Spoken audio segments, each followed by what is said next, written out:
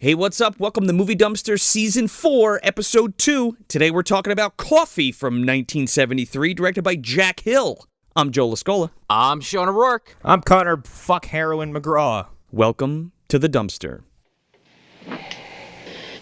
This is the end of your rotten life, you motherfucking dope pusher!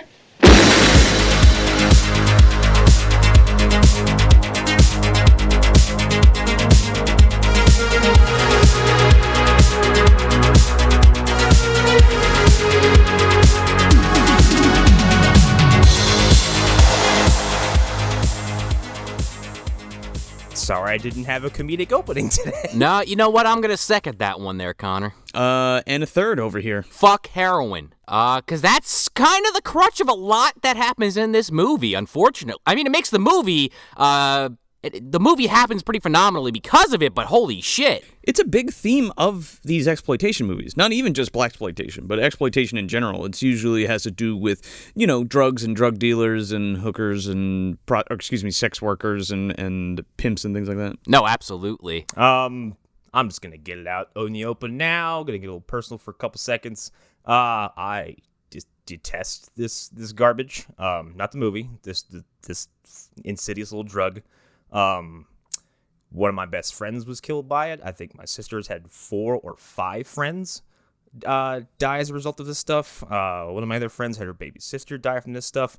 All in Jersey. I believe Bricktown at some point had what the news was calling a heroin epidemic. Yep. Yeah, I mean... and it moved into Tom's River, too. Is really, really bad over there, and I hate it. It's gross and destructive, and I detest its existence. Yeah, the area where I live is definitely... I mean, I don't personally have seen too much of it.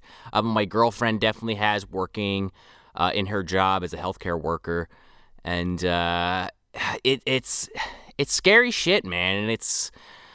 This movie doesn't fuck around when they're talking about the impact it has on people that take the drug and the people surrounding them. Yeah. It fucks your life up. I mean, I don't know what else to really say. I mean, it's been around for forever, it seems now, and people just keep on doing it. And the rationale that's given in the movie, I do want to break down when we get to it. But yeah, fortunately, I haven't had any close friends get taken by it. But I've known people. I've known people's brothers and sisters and other friends that had become rehabilitated or what have you. And yeah, it's some terrible ass shit. And everybody has their reasons. But if you're thinking about it, don't do it, please. Yeah, we can't say that enough. For yourself and your friends and your family, nobody should put themselves through that or anybody else through that, you know? No, go take some mushrooms and sit in a colorful room, all right? Smoke some fucking weed, you assholes, please. Like, light up a fucking Jaybird, hit that bowl, boy. Come to Vegas. It's literally everywhere. I can't. It is the most surreal thing to just get on the bus and just, like, look over and goes, oh, there's the pot store. Oh, look, there's another one. So, yeah, our highlight this evening, gentlemen, is the wonderful, beautiful, badass mama herself, Pam Grier. Ooh, baby. Okay? This woman grew up all over the world because her father was in the army. So she's lived in England and all sorts and different places in Europe and things. But she ended up landing in Colorado and grew up there for most of her life and competed in beauty pageants to pay for her college tuition. No shit. Which is pretty interesting. Did she win all of them? Because she should have. Probably. How do you think? And she went to college, so I would assume so. This woman's stunning. Oh my goodness gracious. We'll get to it. But you know, she ends up moving to LA and she becomes like a board operator for AIP, Action International Pictures, or American International Pictures. Apparently was discovered by Jack Hill while she was working there. So he casts her in another subgenre of the exploitation genre, women in prison movies, which we should probably tackle at some point. I would like to do that. Yeah. Oh, but there's not enough of them. There's so little of them. We can't. What? Pick between the 7 of them? Come on, it'd be so hard. You know what? There's a whole fucking dude. Have you ever seen the Prisoner Scorpion flicks? I've heard of those. Oh my goodness, we should tackle some pinky violence and some Prisoner Scorpion. Oh, that would be great. No joke. And I know we talk about the service all the time, and guess what? We're going to talk about it again because that's where this movie was on. If you just scroll like long enough in any section of Tubi that like barely qualifies, you'll just start cutting through a fucking like bushes of just women in prison films. Like it's just like, come on, what did you get all of them? Yeah, but those good ones right in the pocket there, the 70s, man, those are the good ones. So, and not even all of them. But, Sure. So Jack Hill is huge. I mean, he's like one of the godfathers of the women in prison exploitation features. Okay.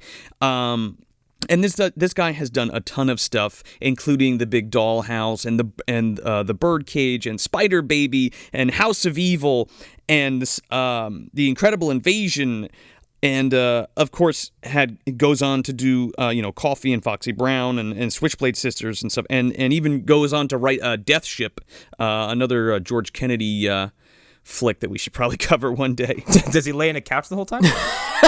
No, he's like a captain of well, not the ghost ship, but the ship that finds the ghost ship. It's basically kind of like, well, I guess maybe that's a bad analogy. It's a ghost ship, okay? I would say bored now. Yeah. So she cuts her teeth doing flicks like The Big Dollhouse and Women in Cages and Black Mama, White Mama. The women in prison flicks.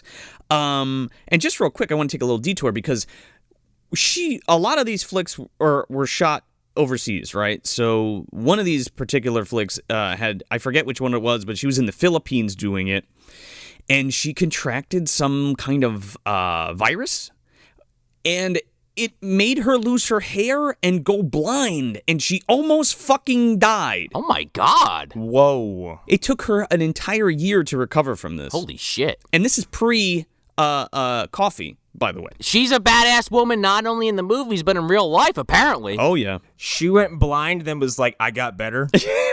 Wait, man, because it gets even better.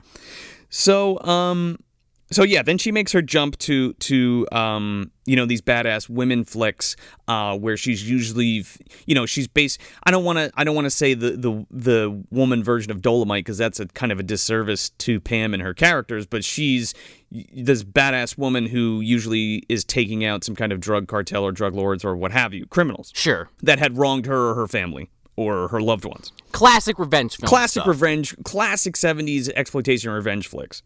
So yeah, she does like Foxy Brown, Sheba Mama, Friday Foster, things like that. And she worked well into the 90s. But after blaxploitation kind of fell in the late 70s, early 80s, she kind of was doing more bit part stuff, not like lead stuff, until Quentin Tarantino grabs her in the 90s for Jackie Brown, and then there's sort of this resurgence again for Pam Grier, and this newfound appreciation for her, because she ends up, I think she's nominated for an Emmy for that movie, I believe. She should have been. Yeah. She's great in it. Oh, she's fantastic, dude. I'll say it again. I said it in our last episode, more or less, that is still one of my favorite Tarantino films, and I just don't hear enough people talking about it, and it's a fucking shame. Absolutely. I think most people forget that it is a Quentin Tarantino movie, because when I hear people like list off films kind of in like sequentially, I don't think this ever comes up. No. Rarely, at least in my experience. And I'm just jumping a little bit ahead, but like in the latter part of the 2000s, so after she hits her resurgence and what have you, she, unfortunately she does Pluto Nash in there somewhere, but... Mama Nash. I forgot. Listen, she's the best part of that movie. Yeah, I pushed that one out of my brain too, Connor. I felt so bad she's in that, but, shame on you, Eddie Murphy. Shame on you. I was about to say, as we got into this, welcome to the MDU Pam Grier, but for better or worse, she's already here. She's already been here, so what we're doing is taking a look back at the lore book of Pam's. You know what I mean? Happier times. We'll just do what the WWE does, their Hall of Fame, where you can induct someone, and then you can induct someone again and call it a new induction by inducting a group. That sounds about right. Yeah. Well, no, Triple H is already in, but now we're inducting D-Generation X. It's a different thing altogether. Well, wait until Evolution gets inducted. Get him in there a third time. Fuck it. Oh my goodness. Don't induct Evolution. He has 3 fucking rings. Yeah. So in the later part of the 2000s, she finds herself playing the first live-action version of Amanda Waller on Smallville. Oh, really? Wow. Connor's head must be fucking spinning off of his neck. It's like a haunt. It just...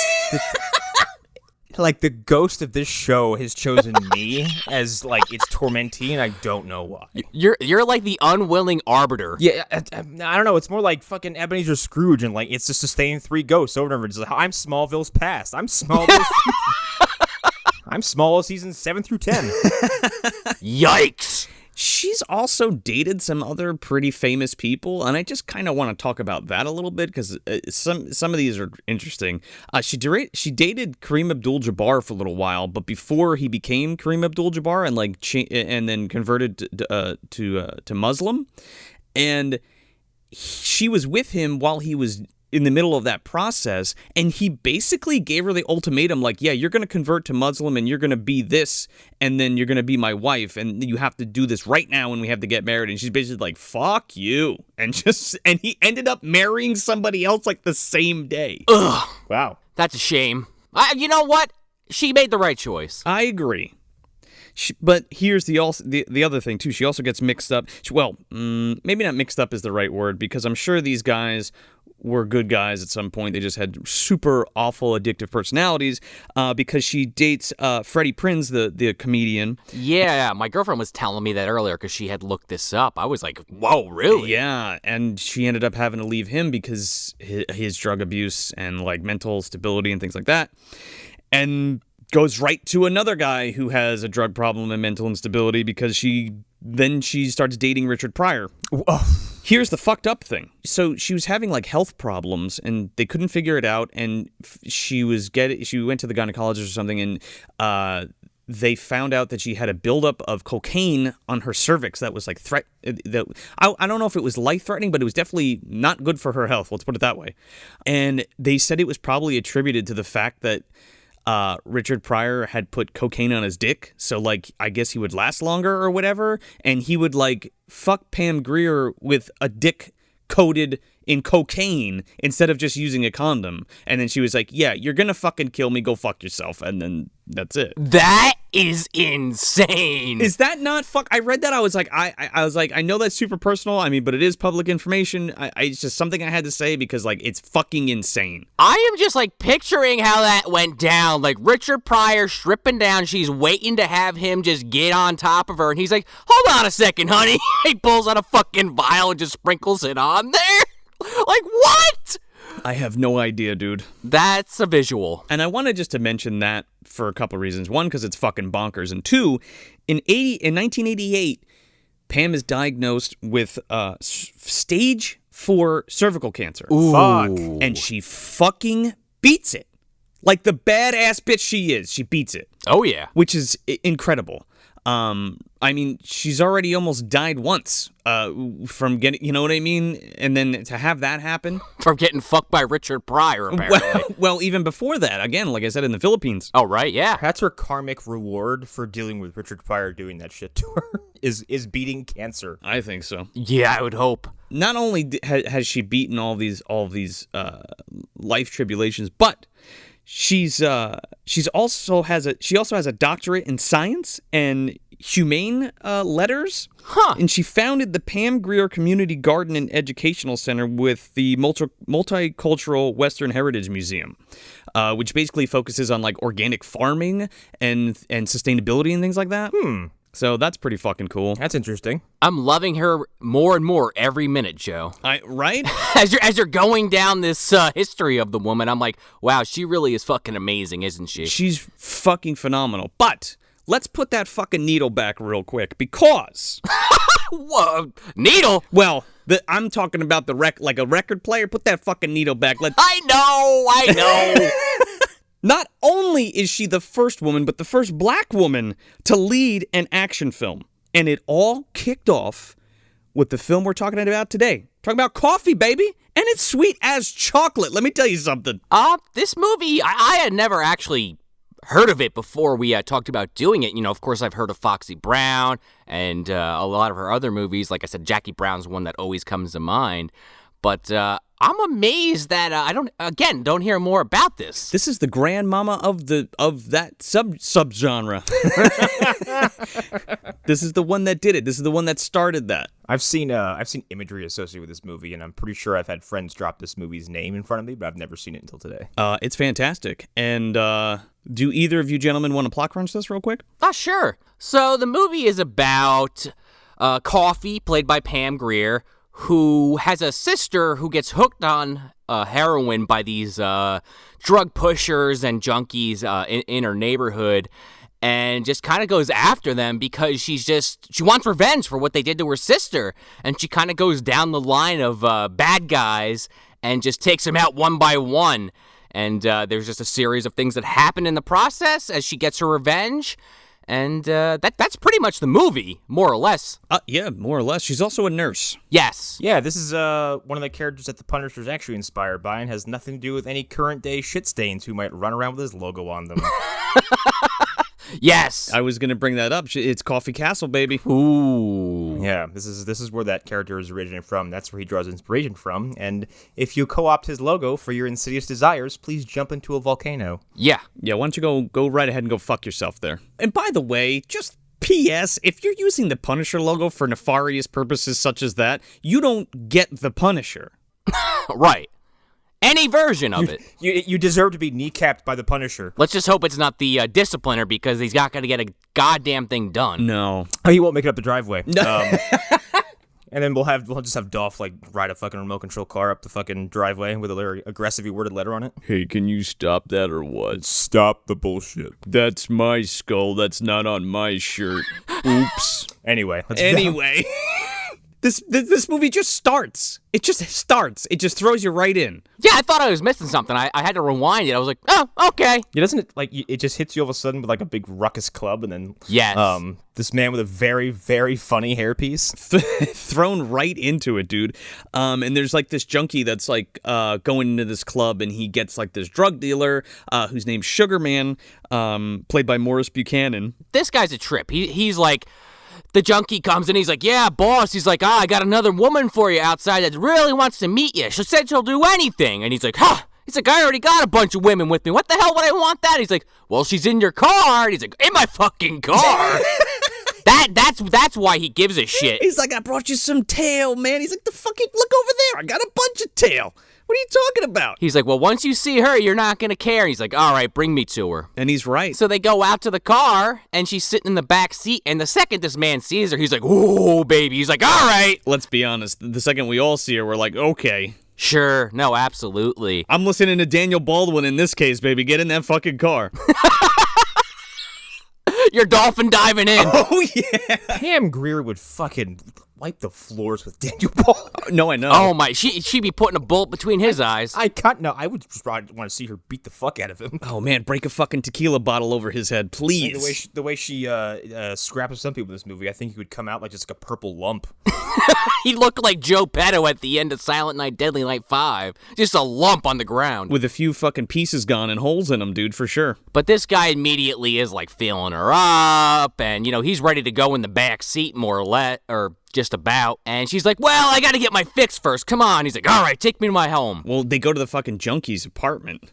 And this is, part of her character, right? She seduces these men to open them up, to lower their guard, right? Yeah, it's a honeypot situation. Yeah, it's a honeypot situation. She's like a knockout, and yeah, so they go to this junkie's apartment. I kind of love that she just is like, you know what? If these scumbags are just gonna fall all over me, all right, maybe I'll fuck them, maybe I won't. But at the end of the day, they're gonna get tricked by me because they're thinking with their dick and not their brain. And I kind of love that idea that she just does that and just kind of comes out on top almost every time. Uses it against them, yeah, for sure. Here's a great way to get people to not associate with the Punisher anymore. Have him fuck his way into criminal headquarters, and then he guns down everybody.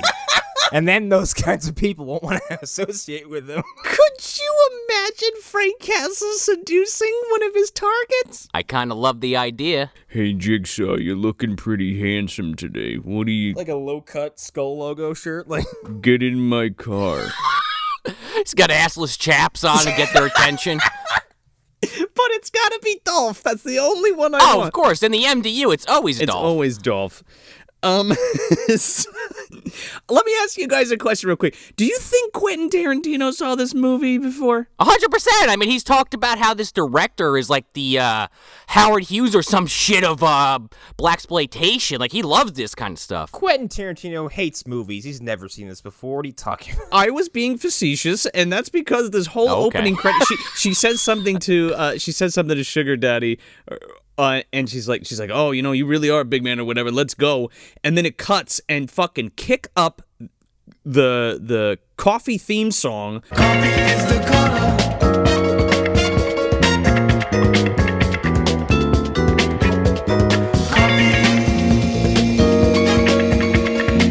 With the title, and then it's just all these credits over like this car driving. That seems to be a theme with these movies, and I'm 100% into it. You mean in Django Unchained? Not only did he take a title from something else, but the theme song just goes Django. Well, that's the original theme song from Django, like Franco Nero's Django. Wow, I didn't know he lifted that too. Oh yeah, well, it's pretty sweet because that fucking song rules, man. But yeah, I was really honing in on the fact that it's like out the front windshield, just like Death Proof and stuff like that. Anyway. Oh, yeah. Well, I've been desensitized to that shot now. I didn't even notice it. I'm very thankful for Tarantino for putting stuff like that under a microscope and putting it in front of the public again, and I like it. No, me too. Even if he's not the greatest person in the world, I am appreciative of that. Sure. I don't think he's truly harmful as a human being. I think he's just a hyperbolic weirdo who says the wrong thing all the time. Yeah. Yeah, just like Terry Gilliam. And doesn't know when to just shut the fuck up for 5 seconds. Also, like the window thing, like when I'm like being desensitized to it, like he's done it so many times and it's so effective, I don't notice it anymore. Also, I saw it done in The Raid during a fucking car chase. And when it was played back to me, I was like, holy shit, I can't believe how they fucking did this. Exactly. Yeah. So, dude is cooking heroin over the stove, and they're basically trying to settle in, and he's like, oh, yeah. He's like, yeah, let's fuck or whatever. And she's like, nah, yeah, give me my stuff. And he's like, God damn it. He's like, would you cook that up already? He's like, what are you making, a fucking souffle in there? Right, the junkie in the other room while they're just getting it on in his bed. Man, this pulls no punches. She's like, hey, why don't you go turn out the light? So Sugar Daddy gets up and fucking turns out the light. He turns around and boom, comes whooping out. Yeah, a sawed-off. She has a Mad Max double barrel. And she's just like, this is the end of the line, motherfucking dope pusher. And she blows his fucking head off. Yeah. Yeah, she gives him a, what do we want to go with? You want to go column E? She gives him a prowler, or she gives him a B, a maniac? A maniac, yeah, both Savini, so whatever you want. I mean, I think this might predate, so really, she gave him a fucking, coffee. Yeah, well, actually, and this shot is entirely different because they cut away from the proverbial money shot before you see anything, but the effect is still it's still there. I don't want to spoil something that happens later, but in case we forget to bring it up, they show the actual money shot later in a flashback while she's thinking about it, and it's brutal. Yeah, they show it from the front later, but here they show it, and you see it pop. Oh yeah, the whole back of the head blow up for a second, and then it cuts.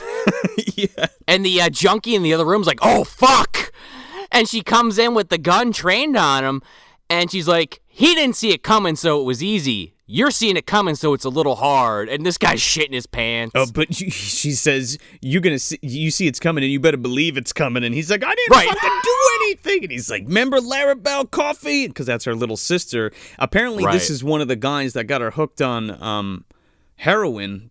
This poor girl. I think she ends up being like 11 or something like that. Oh, my God. I couldn't believe that. 11 or 12? Yeah. So yeah, she fucking makes she first she tries to get this junkie to like dope himself up again, like OD, and he refuses. So she takes the needle and fucking stabs this motherfucker and pumps him full of heroin, and he dies. Oh yeah, a fully loaded syringe. Oh yeah, for sure. And then yeah, we cut to the hospital.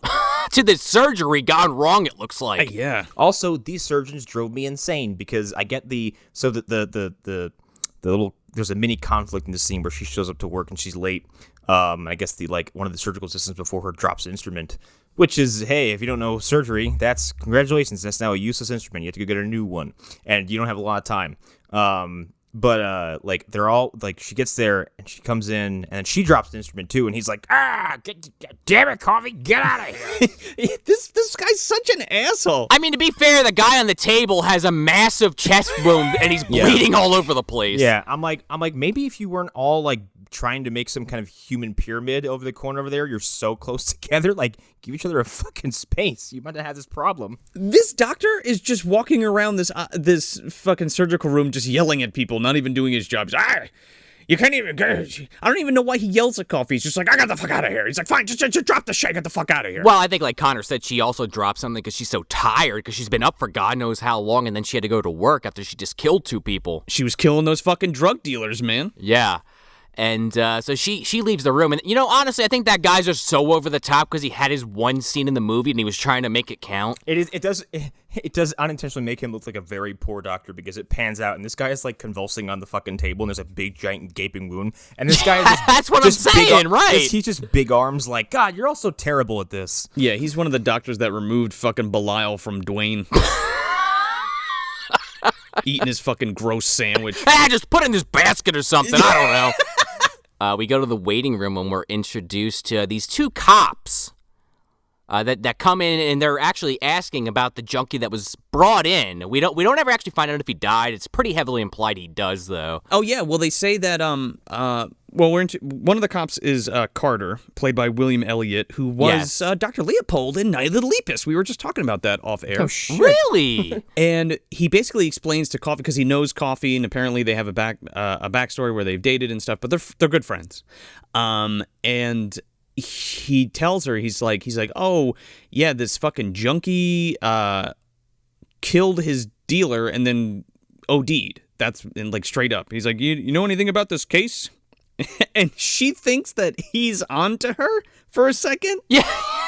yeah. And he's like, I know who it is. And she's like, who? And he's like, the mob. And she's like, oh yeah, whatever you say there, Carter. Yeah, totally them, 100%. Yeah, he's like, why are you so shaky? She's like, I'm just tired. You want some coffee? Because there's like a coffee pot set up right there. Yeah, dude, she's all strung out. And we also meet this guy's partner. I think his name's McKinney. Yeah, he's the other cop. I think he comes back. Is that the same? That's got to be the same guy from later. That is the main piece of shit cop that is in on what's going on in the movie. We'll get to his fucking ass. Yeah, that no loyalty having son of a bitch. McHenry, excuse me, McHenry. McHenry, yeah, he gets it good. Anyway. We also find out, because this guy, like Joe said, they used to have a thing together, Carter and Coffee.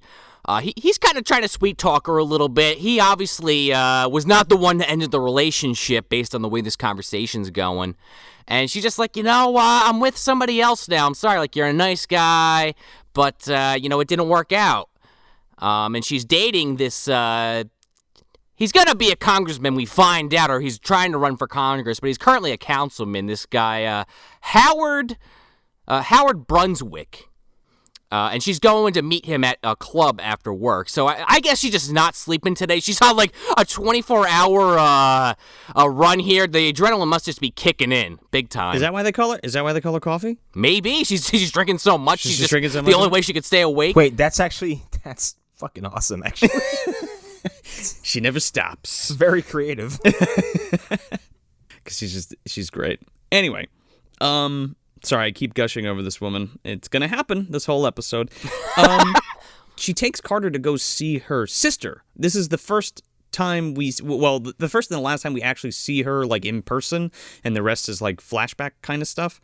But she's in some infirmary, or is that the right word? Infirmary? It's like a rehab facility. It's like some kind of rehabilitation ward. It's a rehabilitation ward. And we come to find out this girl is like 11 or 12. And Coffee goes to see her and she basically tells Carter, I think Carter knows the score, but she reiterates the fact that, like,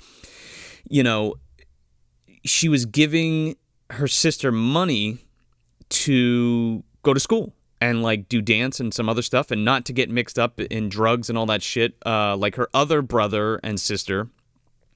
And come to find out, she was paying the bills to live and then buying junk on the side to do dope. Well, they don't even say that. You come to find out that the brother, I think she even says, ended up spending all the money on drugs, and then it just kind of ended up affecting the sister. Yeah, she caved because they kept leaning on her because Coffy kept sending her money. Exactly. So they knew that she was getting a lot of money so that they could, support the habit. And now she's like basically brain dead from this. Yeah, she's all fucked up. I want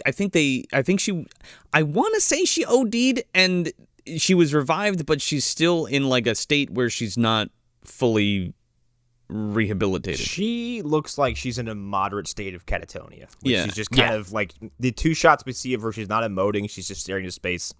She's also a very tiny human being. Yeah. Unless she's just being rehabilitated and going through like withdrawal and I don't know. I mean, the point is that she's in a very bad way, and Coffy wants fucking revenge. It's a bad way. Yeah, and my big takeaway from this was that the shot emphasis is that like Coffy walks up to the bed, and then like they focus on Carter, who turns around to like not look at this moment as it happens, and he starts to come unglued for a second. I was like, oh, this movie is swinging for the fucking fences. I mean, it's very serious. Yes, and then on the way home, she's kind of like asking him, like, hey, if somebody did that to one of your family members, wouldn't you want to kill them? And he's like, yeah, I kind of would, you're right. Man, she gives off some red flags. Well, and then he's like, well, you can't just go around killing them. I mean, you go to, it's not them that's doing it. Like these little drug dealers, it's like some other big cartel guy and some Turkish farmer or whatever. She's like, well, why can't we just fucking kill them all? Fuck them. And he's like, what? And she's like, nothing. Yeah, I mean, you're asking a cop. I know you guys were together before and you're on good terms, but maybe this isn't the person that you turn to about your murder scheme. Yeah, this poor guy. Ooh, man. So he goes to drop her off at her apartment, and there is a car there waiting for her to get picked up by the councilman, Howard, to go to like some club that he just bought. A club with topless dancers, and I gotta say, not that it really fucking matters, but I had to laugh because this woman dancing, she's shaking her ass, and it's one of the flattest things I've ever seen. She got a Hank Hill ass. Man, where's the ass? It's the Hank Hill ass. Connor knows what I'm talking about. I tell you what, my ass is as flat as a washboard. That's all I can think of. That old pancake tush. I don't want none if you ain't got buns, hon. You know what I'm saying? No. But Howard's sitting there with his associate. I don't know if we ever actually get a name for this guy. We find out much later who he is, but he's basically this Italian guy that he just happens to be friends with. Man, I was getting some Final Justice vibes off all these fucking people. Oh, me too. It is a collection of, like, I don't want to say they weren't Dick Tracy villains, because, like, a lot of vigilante films have this, like, gathering of like ugly pocked face, these like crater face villains, and in this case we have like two creepy white guys. One has a fucking eye patch. this Boardwalk Empire motherfucker. Oh my god. The other one looks just like him but without an eye patch, just like a receding hairline. And then we have our like, oh, what is this guy for? He's Spanish, I think. I thought he was Italian, but I could see Spanish. Wait, which guy? The guy at the table? Yeah, that's Ruben, and he's the chief of police. Oh, is that what it is? Okay, I must have missed that line. They all look like someone that like El Diabolic would beat up. Oh yeah, or like James Bond would shoot at. Like they look like some fucking 60s 70s ass villains. Well, we get our first glimpse into like the shady shit that Howard's doing as a councilman, like with the mob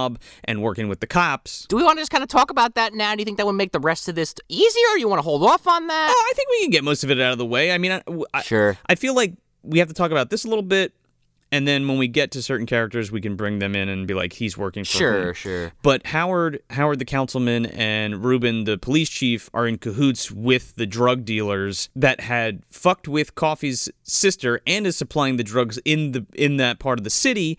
And they're connected to the bigger drug lord, which she also has her targets set on. She doesn't know this yet, and we kind of get an inkling here. Yeah, you kind of know from the get-go that something about Howard doesn't smell right, but you don't necessarily put your finger on it until about the halfway point of the film. I didn't like the first impression of him because when he has sunglasses on, he looks too much like Jim Jones, and I didn't trust him at all. He's just a crooked piece of shit, and like just the way he talks to this guy Ruben, he's like, "Yeah, I like my excitement, cut with 3 parts of water, a ratio or whatever." And I'm like, "Yeah, you're talking about heroin, dude." Oh yeah, you're right. Shit, wasn't even thinking about that, but you're right. I guess if I was really paying attention, I would have picked up on it right away. But yeah, he's just they're dealing in shady shit.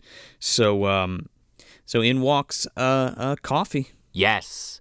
And she sits down with them, and this is kind of important for later, that she meets this police chief in the process of going on this date with Howard. And the only other thing that, I don't know if we're going to go into it again later, but it is a minor plot point, is this guy with the fucking, with the one eye, with the glasses. Yeah, Mr. Eye Patch. His eye patch. He never gets his picture taken, and they have this part where this couple's getting their picture taken by one of the waitresses. And he's in it. And he fucking chases this woman down into, like, the back room and puts a knife to her tit, and he goes, "I'm gonna cut it off unless you give me the film." And she does. And then we never see her again. One of many, this movie has a lot of topless women, by the way. Oh, yeah. It's, okay, so that scene is there to signify the fact that this guy is a ghost, right? Like, right. He's a hitman for somebody, but we don't know exactly who yet or who he's working for. But he's obviously in cahoots with these 2 cats, and they know him because he's hanging out at the bar. Exactly. His name's Aliva, and he's played by John Parak, and I'm just going to call him Mr. Eye Patch from now on. Yeah, eye patch. Sounds good to me. No offense, Tony. Recover. We hope you recover soon. So we find out Howard has just bought the club, and he's running for Congress, and he's making a deal with the chief, and Coffy's like, "Oh, what kind?" And he's just like, "Don't worry about it, bye." And she has this funny line. She's like, "I've never screwed a congressman before." And then we slam cut to them having sex at his beach house. And they're fucking... That guy stands up, he's like, "Legend has it, fuckface. Good night." Well, he walks over to the bar, and Woody's like, "Hey, how would you like your cocktail? Get out of here, fuckface." See, okay, so yeah, there's a sex scene. Nothing as egregious as Dolomite or anything like that. Sure. And again, this is not even the same kind of fucking movie as P.D. Wheatstraw or any of the Dolomite movies. This is completely played straight as a drama, by the way. Oh, yeah. In fact, the only times I laughed was when, like, I don't want to downplay certain events in this movie, but like some of the things were so shocking that I just started to chuckle because that was the only thing I could do at that point. Yeah, no, I get that. One of those exclamations of like, "Holy shit, I can't believe that just happened." Or like there's some ADR like during some sequences that just got that's kind of funny. Like, so they're having sex, and I'm thinking, as a viewer, like, hey, she already knows the score. Same. But there's actually this touching moment where, he's like, "I love you," and he loves, and she says, she doesn't say that she loves him, but she's kind of has strong feelings for him. I mean, she's basically like, "I love you being inside me," so it's like close enough. Well, she says she likes being his woman and blah, blah, blah, and she's upset because she has to go back to work and stuff, but she does have very strong feelings for this guy. But the thing that kind of like tips you off a little bit here is she's like, "Oh, we should go away to Hawaii again." And he's like, "I gotta focus on the campaign." Yeah, she's like, "We should go to the mountain. We should go to Acapulco or some shit." He's like, "Yeah, we can do whatever after the thing." So she takes a glass of wine and pours it on his dick and sucks it like you do. She learned that one from Richard Pryor. Yeah, I don't think she did. It's like a baked Alaska, dude. Pryor would be like, "What is this shit? Where's all the cocaine?" Sorry, it just popped in my head. I had to say it. No, it's totally fine. It just caught me off guard, and now I'm thinking about it. Anyway. So we go back to we go to the hospital, and she's kind of like, I guess she just got to her shift, and then she's like kind of sitting there collecting herself. And some fucking weirdo just like walks up to her car and starts like reaching into it. Is this guy gonna rape this woman? He's trying. He like reaches into the car and like grabs her. He's like, "Hey, come on, I can help you or something." And thank goodness Officer Carter is there to fucking smack this piece of shit. He's like, "Oh, what are you doing here?" And he's like, "Oh, my wife's inside." It's like, what? The 70s were fucking terrifying, it seems, because... Oh, yeah. Especially if you were a woman. These people, it seems like these people were just kind of out and about. Two, like, there's a sequence later on where Coffy's picked up by someone in a car. And I keep thinking about stuff like this, and I'm just like, Man, no wonder why serial killers had a fucking ball in these 2 decades. Like, dude, all I kept thinking about was like all the stuff with Jeffrey Dahmer and stuff, and I'm like, Jesus, or not Jeffrey Dahmer, Ted Bundy. I kept thinking about, and I'm like, God damn, like that is some scary shit. Because you're absolutely right. Like that's how it was. I mean, that's a whole nother conversation. And if you want to go deep dive into that, go knock yourself out. But it's the same decade. well, so. yeah, it's just like I'm not blaming anybody, but like just how it was at the time, No. and just watching it on film now, especially after like years were departed and people have commented already. It's like, God, why did we do this? I mean, think about this, guys. We are almost 50 years removed from this film. Exactly. Which is insane to me. I know, it doesn't feel like it, but it is. It's like, it's crazy to put into words. No, but you're totally right. And even at that time, too, this was super empowering for the women because shit like that was happening. And this was like, you want to go take self-defense classes or, and stand up to these motherfuckers because fuck them. But Carter talks to her and he could tell she's feeling down. He says, why don't you come back to my place? He's like, I make the best coffee in town. And I'm just sitting there thinking, okay, so did she just get off of work and she's done? Or she just like said, fuck it, I'm not going to work. Sure, I'll have a coffee, Carter, fuck it. I love the idea of someone asking a woman named Coffy to come back to his house to drink coffee because he makes the best coffee in town. Well, she sprung that gourmet shit on him, man. This is literally the Bonnie situation from Pulp Fiction. Yeah, a little bit. Anyway, because Bonnie's a nurse. Yeah, no, yeah, exactly. He makes, Jimmy has the best coffee anyway. Yeah, you're 100% right. Now that you say that, yeah. So while they're having coffee and stuff, Carter gets a call from McHenry, and in so many words, he turns down an offer by the mob to get put in the pocket because now his partner is a part of the crime ring, and he's getting paid off by the drug dealers. This Vitroni guy, or Vitroni. And he keeps saying to Coffy, like, up to this point in the film, like, kind of mentioning this offhandedly, that some of these cops are crooked and are trying to work with these gangsters. And he tells her, he's like, yeah, they tried calling me again. He's like, I'm just not going to do this shit. He's like, I'll lock them all up. I don't care. It's topical because, like, even then, there was all this corruption, and there's still, like, good cops on the force that really want to, like, change shit. And he talks about there's other good cops on the force, and, like, we just need more help from the people to sort out the bad ones and the support from them. Yeah, but unfortunately, his partner just fucking sends Sid Haig. Oh, yeah. After him to beat the shit out of him. Hey, what's up, Sid? R.I.P., dude. He is, Yeah. That was him under one of the hoods? Oh, it sure was. He's the guy. Well, we'll get to it in a second. Yeah. I totally missed it. So, without skipping a fucking beat, they put the hit out on fucking Carter, and Sid Haig and the other, and fucking Joe Don Baker go to his house. Yeah, sure. It's not Joe Don Baker.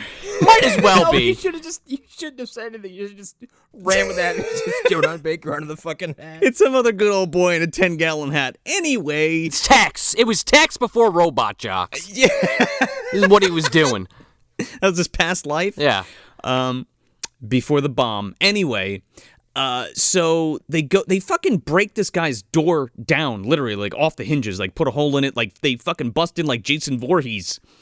And, they assault this man with baseball bats, and it's a pretty intense scene, and I was kind of squirming because I was like, this man is just gonna get fucking brained on his living room floor. Oh, I thought he was toast. And whilst it is intense, like, this is where the ADR comes in that I thought was, like, okay. Because, like, one, you hear, like, they dub over baseball bat sound, so it's like, boom, boom, boom, and he's going, oh, ah, hey, ah, ah. Hitting off that bone. But, Coffy fucking wastes no time, dude. She's fucking taking vases and smashing them over fucking people's heads and bottles and shit. But she ends up getting fucking sucker punched, and dude gets hit with a bat again. But before they run off, Sid Haig stops to rip her dress open and touch her boobs and then leaves. He's obviously trying to rape her. He's like, I'm just going to do this real quick. And the other guy's like, we got to get the fuck out of here. What are you even doing? And it's like, the whole movie, I mean, I don't want to go deep into this, but it's a major thing that comes up a lot in this film, the racism aspect of it. Yeah. Again, this is the 70s. They're obviously trying to put a light on how fucked up this stuff was back then. This also, it leans into a lot of, like, racially related sexual assault, I guess. Yes. Not only racial sexual assault, but, like, racism from, like, not even from white people. Right. Like, that's what's even weirder too to see. And I mean, it's from a few people, but a majority of it is from like the main guy Vittori and Sid Haig. To be honest, excuse me, I keep saying Vittori, Vitroni. Yes, Patronus. I got it. Expellum Vitronus. Cocainus Vitronus? There you go, yeah. It is a theme throughout the film, but I bring it up here specifically because Sid's character throughout is just one of the most racist people in the movie, but he has some, like, weird thing for fucking coffee, and I just don't get that shit at all. He must have looked so different that he was invisible to me the entire time. Because he's a tall, skinny, buff, handsome, well, maybe not handsome, but, you know. You remove the beard, and I'm like, who's that guy? I had no idea who I was looking at. But yeah, after he attempts that, they leave, and basically we cut to the hospital, and Carter, he's all fucking strung up like Devin Sawa in Idle Hands. He's got fucking casts on every ligament, and apparently he's got major brain damage. He has brain damage. He's also appropriately sedated, whereas Devin Sawa was just like awake and probably in incredible pain. To be fair, that movie is more of a comedy, and this is pretty fucking serious throughout. Devin Sawa should have been dead. Yeah. Poor Carter looks up, and it says, "I'm under your bed," like written in blood on the ceiling. Yeah, it's Sid Haig. He looks around, and he's like, do I have the wrong bed? Devin Sawa's under there, man. Look out. Oh, my. Okay, I just looked up fucking Sid Haig in this movie, and now that I'm seeing who it was, holy shit, I thought he was someone else entirely. Like, he looks so different. Wait a second. Hold the fucking phone. You did not know which character Sid Haig was? Dude, it looks just like him, man. No, I didn't, because most of my memories of Sid Haig are him in bald, not just bald, with stark gray beard. That's it. And also Captain Spaulding makeup on. Yes, like that's because that like his body of work in the last few years has been so prevalent to me, and he did a shit ton of it. Like, that's my image of him. I can't possibly imagine him as a young man. It's strange to me too, because like I didn't grow up knowing who Sid Haig was, and like some of my first exposure to that was House of a Thousand Corpses. Exactly. Right? Sure. So I always associate him as like a fat Southern man with like a Southern drawl. Yeah, no, definitely. But he's from Cali. Yeah, to see him like so fit and like with the other accent and actually, I mean, he is a great actor, but I'm just saying, but like totally different character. Well, he, much like Pam Grier, he cut his teeth in a lot of these blaxploitation films. Yeah, that and you know, his other big one is Spider Baby, also written and directed by Jack Hill. Right. Which, side note, I have not seen that film, but my dad watched it, and like a couple months ago, he was telling me about it, and it sounds fucking insane. So, Sid Haig was in the sequel to one of the movies that we watched. That is a notorious piece of shit. He is in House of the Dead 2, and he plays a ridiculously aged up Curian for no fucking reason.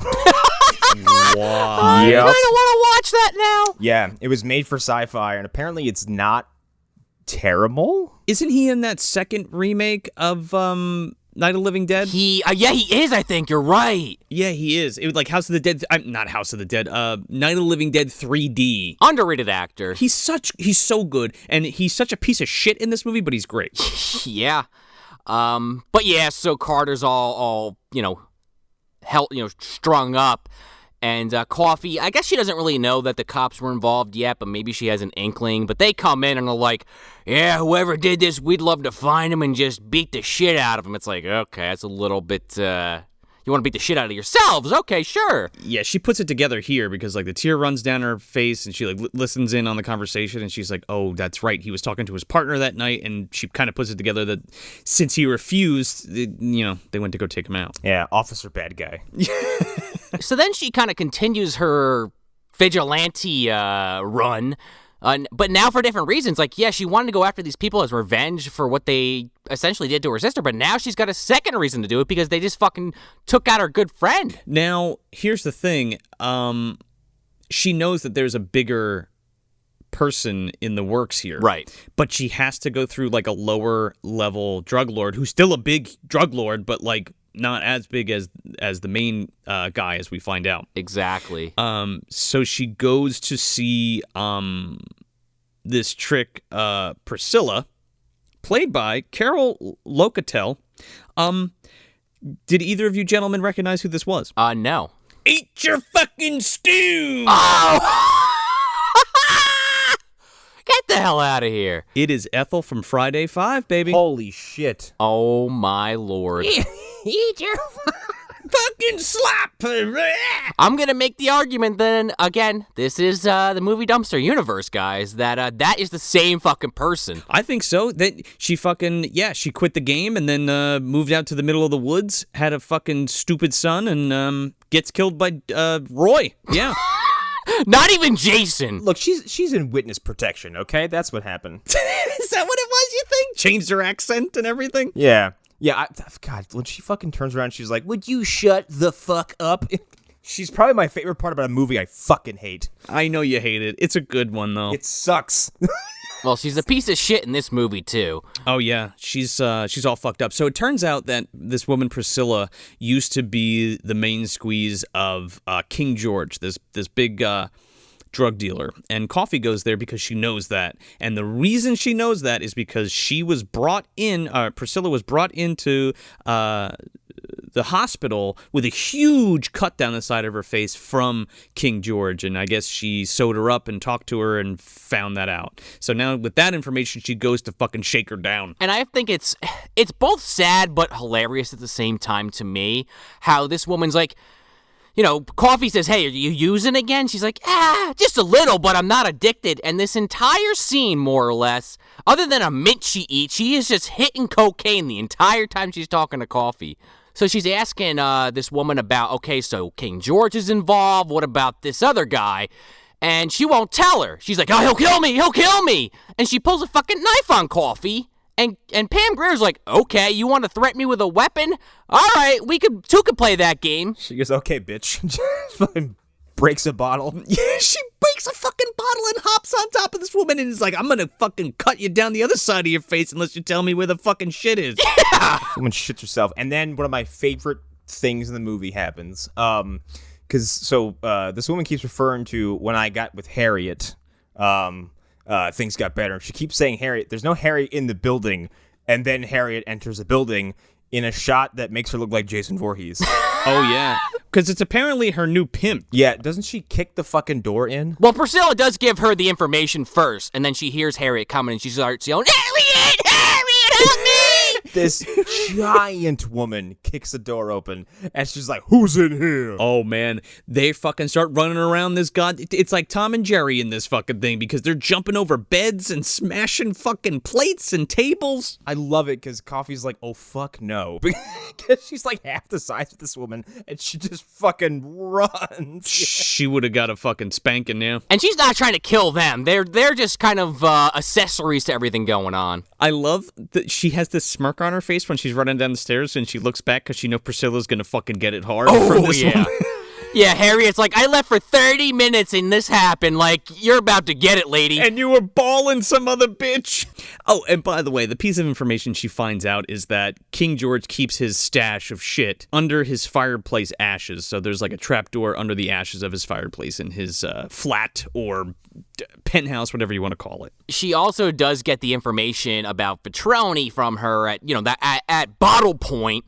That he's a sicko and he's gonna make you fucking crawl on your hands and knees and he's gonna spit on you. That's how he gets off. Ugh. Yeah, because she asked him what he's into because she needs to seduce this fucking guy to get close to him by herself. And that's kind of where we're going from here. She's gonna try to get in with King George at his, I guess, near his house. I'm not totally sure about this. It kind of looks like a hotel pool that she's hanging out with, waiting for this guy to walk up. It looked like a hotel to me or some kind of club. Like a probably a social club, a country club or something. Yeah, that's what I was looking for. Yeah, I fucking love this guy's intro to the film. He gets his own theme song even. They call him mystical. What? They call him Sergeant Reed from RoboCop. Hey Murphy, where the fuck you been? You got your hand blown off by Red from that 70s show.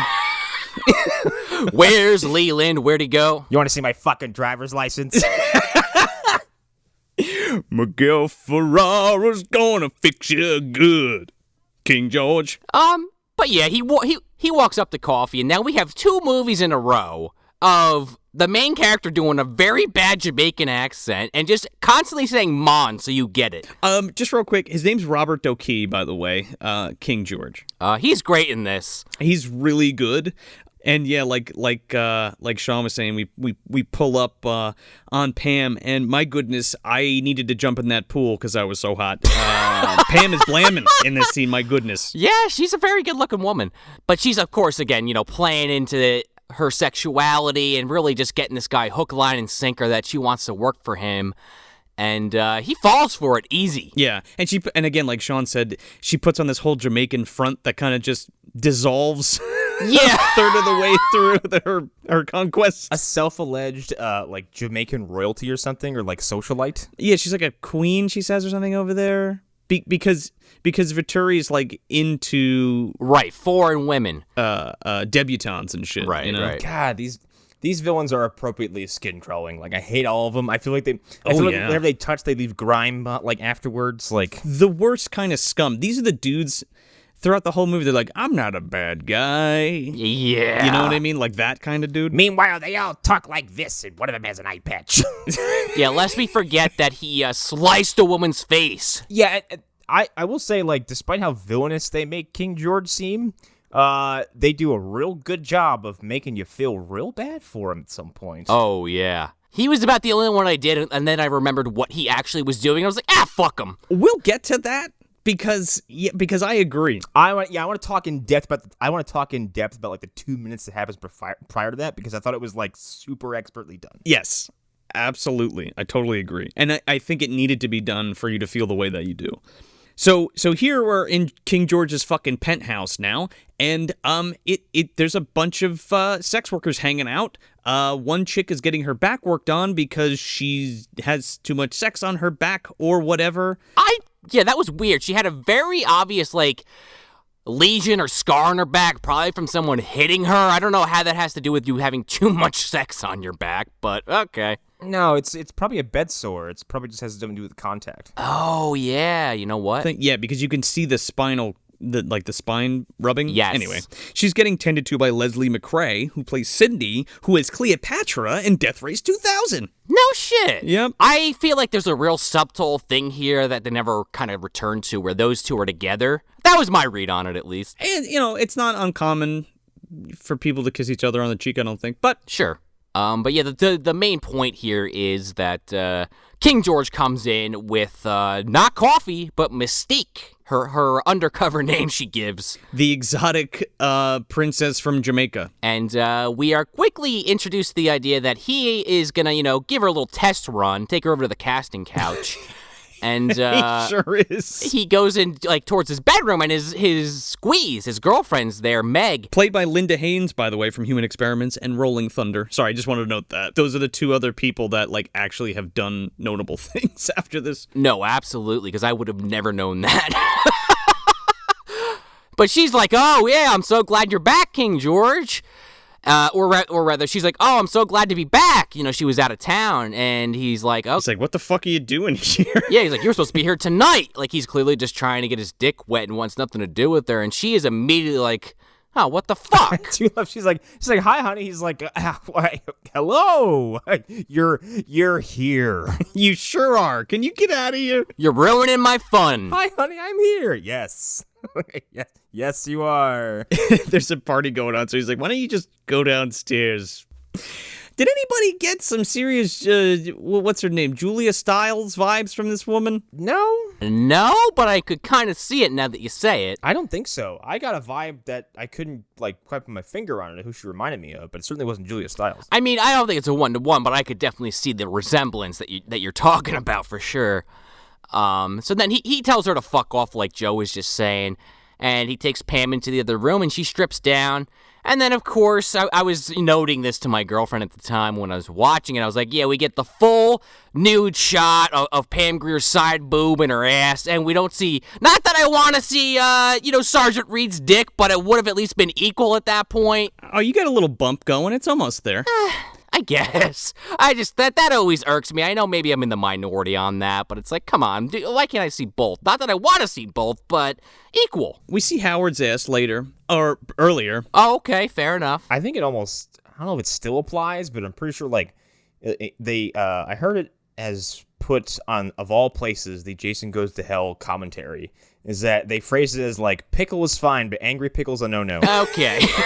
Softy, but no hardy? Yeah, you can't show it, like, either, like, I think, right before, during, or after a sexual activity. For some reason, the people in Hollywood are like, yee! To be fair, there is no beaver in this at all. No, that's true. And just, I want to make a note, too, Pam has, like, noted talking about doing nudity in films, and she was kind of the mind of, like, well, people are scared of nudity, and they're scared of the female form and it being shown, as we can see with, like, the breastfeeding and all that kind of thing. So the idea of her doing her nudity and her reason behind it was to just be like, here's my fucking body. There's no more mystery. That's it. Here it is. Yeah, and you know what? I actually like that quite a bit because I'm kind of in that camp. I just feel like it's almost always when it's in a movie, it is like, it's being used specifically to take advantage of their sexuality, or I don't know exactly how to word that, but I agree. It should be just, it's the female form who gives a shit, but you know it's not in there just because of that. Well, I give a shit. I give a lot of shits about the female form. You get what I'm saying, though. I know what you're saying. I mean, I get what you're saying, too, though. We've also, like, hung on to this, like, draconian concept of, like, nudity on screen is somehow damaging or bad. Oh, yeah. Especially in the States. Sure. But you can show fucking Negan you can show Negan hitting a teenager or a young adult to death with a baseball bat for 17 minutes on The Walking Dead until he's a fucking puddle. That's fine, though. These are other people that aren't comfortable with their sexuality. Exactly. I mean, it's a weird thing just in American films that I think is just never going to go away. It's just, I'm glad Pam feels that way. That kind of puts me a little at ease, honestly. I guess what I'm saying is that they weren't, like, making her do it or whatever. She was doing it of her own accord for a certain... Right. No, yeah, exactly. For a certain purpose. And the purpose that it serves in this film is to kill some motherfuckers. Yeah, well, that's true. And again, like I said earlier, I kind of love it. She's also getting hers at the same time. You know what I'm saying? Well, sure. Even if it's by some scumbags. Imagine a world where Eurotrip is an influential boundary-breaking movie. Because it has, like, that one shot of, like was it, like, 37 dudes running to the nude beach? I've never actually seen that movie, but, I mean, not that I'm going to watch it, but that's something, I guess. I think there's either the lead scene or on the director's cut, they wander into a nude beach thinking it's going to be a good time, and it's just old dudes. And they all get chased by them. So we cut to this party either the same day or the next day. It's not exactly clear. And it's bopping. There's a lot of people there. They're enjoying themselves. Yeah, and this is our first introduction to the man Vitroni, played by Alan Arbus, and our first introduction to Sid Haig, and he's playing Omar. Well, our first non-masked introduction. Yeah, because the other times that we've seen him, it's like from the back of the head or with a ski mask on. And he immediately starts needling this, like, bodyguard for King George. What's this guy's name? Ted? I don't know. I feel like it doesn't matter because he doesn't really ever come back into the film. Oh, yes, he does in a big way. Oh, does he really? Yeah, he's in the car. Is he the driver? He's in the car. Yeah, he's the driver. Studs. Yeah, so he's getting in the face of Studs, and it's a pretty great scene because he's being all racist and shit. He's like, what does he say to, or Sid Haig says something to him when he goes, yeah, you need a shower, and Sid Haig gets all, like, quiet. He's like, we're on the same team now. I don't even know what accent. I guess I'm doing Russian, but it's not really Russian, but maybe Sid's doing Russian. Soviet Union. Team join you. In Sid Haig's mind, you're already dead. Sid Haig has killed you lifetimes ago. You just don't know it yet. And Stud is just like, fuck you, man. I only work for the king. Right, yeah, exactly. And then we go to the inside to the party, and King George's girlfriend, Meg, she just is not having it with Pam Grier. And she's like, oh, yeah. She's like, watch this. And she grabs this fucking tray of drinks from, like, one of the waiters. And she's like, oh, yeah. It's like a strawberry daiquiri platter. What is this guy's name? Petroni? Ravioli. Vitroni, give me the ravioli. She goes to Vitroni. She's like, oh, sir, you don't have a drink. Please let me. And she knocks all these drinks all over Pam Grier. And everybody knows she does it on purpose. It's so fucking obvious. She's like, it was an accident. I'm sorry. Well, it's not just her. It's that every other woman in the room is like, oh God, what? And they start to like just ruin her fucking outfit. They grab it. They try to undress her at some point. Oh my God. They rub it in. Yeah, they're rubbing it in. They're like, oh, is it how tragic? I love how Vitroni's just like, this was not an accident. He's like, you did that on purpose. I know you. You did it. He calls her out hard. That was no accident. Yeah. And she has, of course, a white dress on, so it's just totally ruined. And King George is staring daggers across the fucking room at these women because like he brought this woman in because under his in his impression this is it's a guest, it's a new member, and like he doesn't say a word, but he has this like first of all you recognize the pout because it's from fucking RoboCop and that mustache along with it, and like he is just like just silently brewing the whole time. Oh yeah, dude. Well, because he was priming her up for Vitroni. So it's like, oh, yeah. Look what you fucking did, you little jerk, kind of thing. Oh, yeah, big time. Yeah, he was just like, if he stared any harder, like that whole half the room would have combusted. Like, he's just. But these people are so fucking stupid because they just played into her hand. Oh, totally. Well, this is an easy out for her because she's able to go back to the penthouse by herself to get cleaned up. And in the process, she uncovers King George's stash that's underneath his fireplace, ashes, and she dumps out all the fucking dope and replaces it with sugar and puts it back. And she's like, that'll fix your ass, motherfucker. They wait a decent amount of time to let that, like, become a thing. And then when it comes back later, you're like, And then she goes to the bathroom and she's like, I'm going to show these bitches. And she puts fucking razor blades in her hair. She puts fucking razor blades in her weave, dude. She ain't fucking around. She's ready to go back in there and whip some ass. Dude, she's ready to fucking throw it down because she walks in and fucking face plants this woman in a fucking pile of, in a fucking salad bowl. She goes, hey, Meg, you haven't had any salad, have you? And she takes the whole bowl and dumps it on her face. She's got fucking Caesar dressing all over her. She goes back there and challenges them off with a hardcore title. Like, she just starts scrapping. She hits them with fucking. She hits them with fucking cutting trays, like culinary sheets. She throws them through tables. She's fucking elbowing people. We are breaking bottles over bitches' heads. We are ripping boobies out of dresses. Okay. This is what I'm talking about. Every time she attacks one of these other women, she rips their fucking shirt open. It's borderline hilarious. She fucking lumps some woman with a fucking serving tray, and it gives this audible, like, dong that I love. Oh, yeah. It's like, it made me think of when Austin hit McMahon with a fucking bedpan. Like, oh, yeah. And King George is trying to, like, break it up, and Vitroni's like, no, let them fight. Yeah, he fucking goes full Ken Watanabe. He's just like, let them fight. And then after getting her ass royally kicked, Meg goes to run after Coffee from behind and grabs her hair and gets her hands totally fucked up, and there's blood everywhere. It's gushing out of her hands all over the floor, and Venturi's just like, hey, that was great. Let's see what happens later. And King George is just standing there fucking holding the bag like, oh, fuck. Yeah, imagine if like Ken Watanabe's in the back of the room looking over Venturi's giving a thumbs up, like, yes. Let them fight.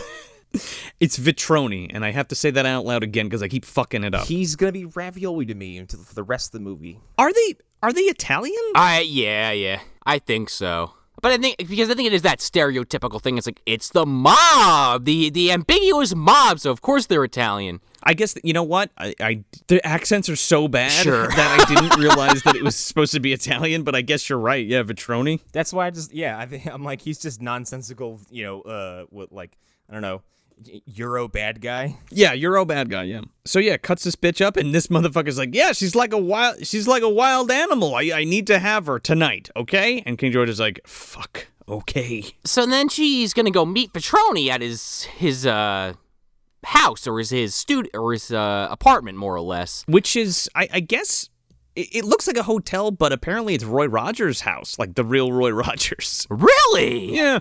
Oh, that's kind of cool. But the Tex motherfucker recognizes her from the robbery where, he recognizes her from when they beat the shit out of Carter, and he goes up to, like, the receptionist and asks him to make a phone call. You don't really know what's going to happen yet. Well, he's getting an inkling because he's like, I think I know who that is. And we also see before that, I did forget to mention this before she goes over there, she has this stuffed lion that she hides a pistol in and puts in her bag. It's like a 38 with a fucking silencer on it. Yeah. Yeah, it's a homemade silencer. I mean, she's a bad bitch. She knows what she's doing. Oh, yeah, she's gonna fucking pop this motherfucker. So she goes into his apartment, and they're starting to get intimate. And he starts his routine. Hold on, before we get to that part, by now she's completely dropped the Jamaican accent, like the whole Yes, Jamaican that's true. bit. I thought that was so funny. Nobody says anything. No, and that's like his kink, right? Right. So that's the gag, I guess? I don't know. So then he tells her to get on her hands and knees. He spits on her. And I think, she was going to kill him anyway. But as soon as he spits on her, she's like, all right, no more fucking games. Man, the shame just starts and it's fucking gross. Okay. I can't stand spit. I hate it. Yep, duly noted. Working at a movie theater, I had to pick up people's fucking tobacco spit cups, and it instills vitriolic hatred in me for about 3 seconds. When he spat on her, I was like, just fucking rip his face off. Like, just get up and just peel him like an apple. She doesn't even wait, dude. She doesn't even crawl over there. She's like, fuck this. She takes the gun out of the fucking lion, and she's like, you white motherfucker. She's like, I'm gonna piss on your fucking grave tomorrow. I love that line. That is so perfect. I would have shot him in speech later. Like, there's no time for talking. I have to correct this mistake. Well, it's a thing of, like, she kind of wanted to enjoy it a little bit, but, like, it happened, like, it's so, like, what were they doing in the room? Because Sid Haig immediately accosts her and gets the gun away from her. And he, like, punches her right in the fucking face. Yeah, he comes in from, like, off screen. He flies in with the fucking Falcon Punch, dude. Yeah, him and Tex come in. Spalding punch. Yeah. Tex is like, yeah, I recognized her. Joe Don's here. Yeah, Joe Don recognized her, and they basically are like, oh, fuck, who sent you? Who fucking sent you? Was it King George? And of course, because she wants this guy dead anyway, she's just gonna say yes. They say that's the same guy, that's the same girl from when we broke into Carter's house. It's the same boobs that I felt, and she dimes out fucking King George. And so they put a hit out immediately on this guy. Yeah, they believe her instantly. I guess because they're already prejudiced, so they just say the word, they're gonna be like, okay. Yeah, no, for sure. But then Eye Patch walks in, and he sees her. And he's like, what? He's like, what? Do you know her? And he's like, yeah, we got problems. Really big problems now. Right. Now, this immediately made me think, okay, Howard is even more powerful than we think he is, like, over Vitroni. That's what I thought initially, too. Yeah, I thought they were like, oh, we're fucked. Because now we've roughed up this politician we're trying to work with, his girlfriend. The next 5 minutes are some of the most, delicately handled and expertly filmed minutes in this fucking movie, because it's Tarantino-esque,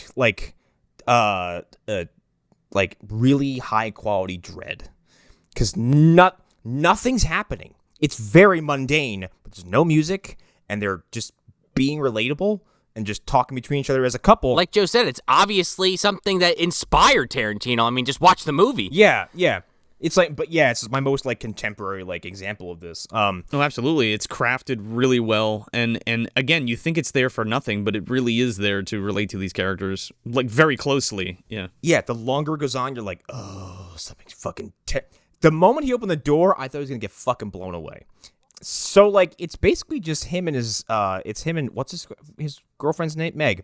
Meg's lamenting about the party, and he is just stone quiet. He hasn't said a word, actually, since the fight went down. He's been just stoic. And he's loading what he thinks is cocaine into a vial that he's going to hide in a camera, but it's really the sugar that Coffy had put there the night before. Yeah, and she's basically trying to reconcile as a couple, and he kind of wants nothing to do with it at first. And then, the longer she kind of keeps on him, he starts to kind of break down and kind of starts to be less of a piece of shit to her. Before they get really sincere with each other, and then he's like, you know what, fine, when I get back, we'll do something special, whatever. And then as soon as he said, when I get back, I'm like, oh no. Yeah. The last thing he says to this woman is, when do you think you'll be able to turn another trick? And she's like, I don't know, at least a week. And he's like, oh, motherfucker. Right. So you know where his concerns really are. Yeah, exactly. But you're right, Connor, because there is... you can tell that they have that close enough relationship there. Because he even said, he's like, I love you. I'm not going to fucking turn you out or whatever. And like, we're going to patch stuff up when I get back, basically. The dialogue, he's like, yeah, when I get back, I'm like, something fucking terrible is going to happen to you in the next 2 minutes.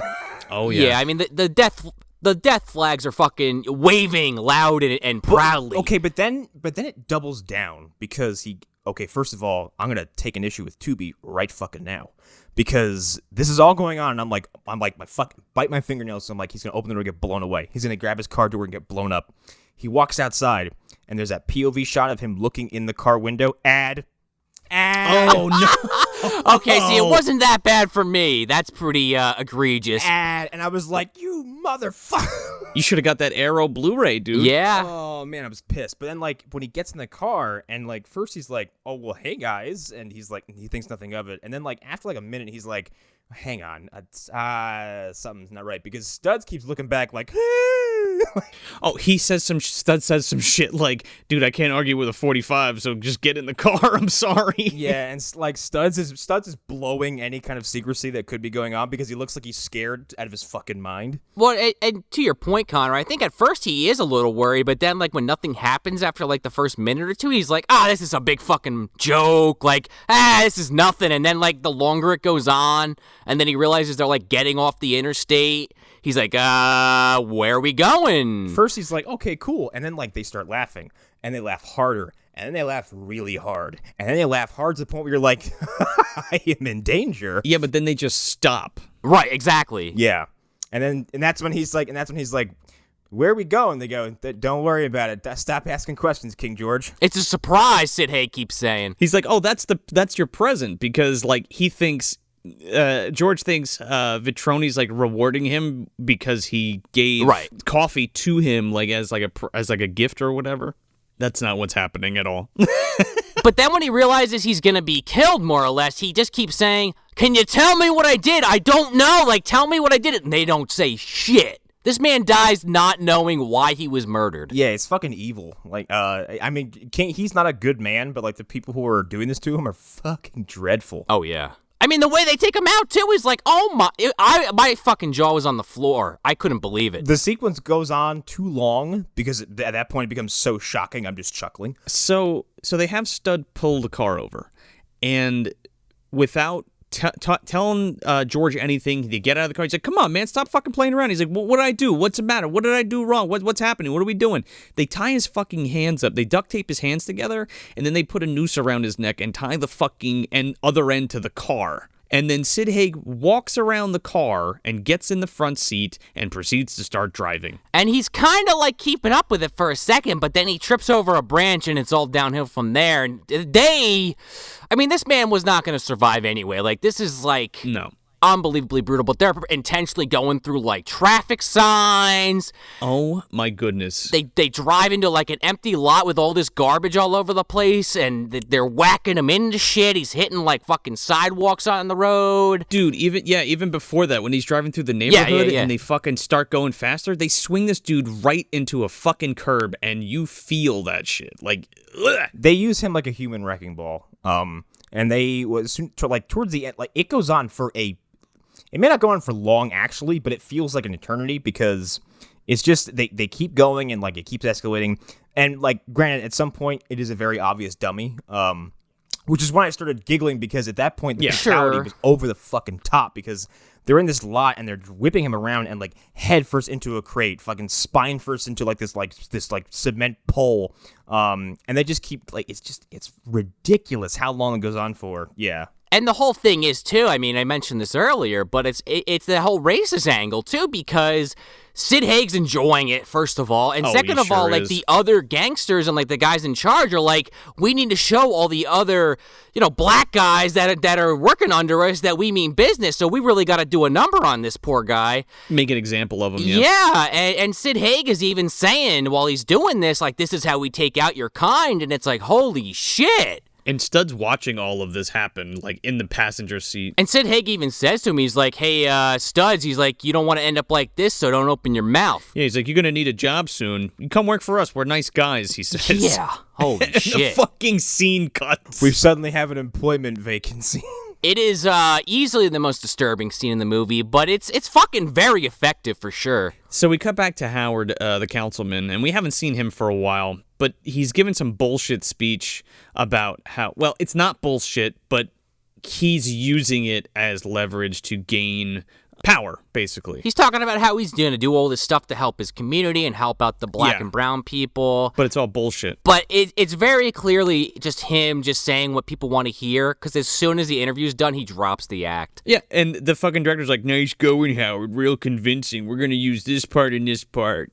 And then Eye Patch is there, and Howard walks up and he's like, oh, I'm surprised to see you. He's like, somebody might take your picture. He's like, nobody ever takes my picture. Yeah, and he ends up giving the driver some kind of letter or something, which I guess is a request that we find out later. He gets beckoned to meet with his cronies, who we will be revealed soon. But for now, we're treated to Sid Haig in his little red shorts.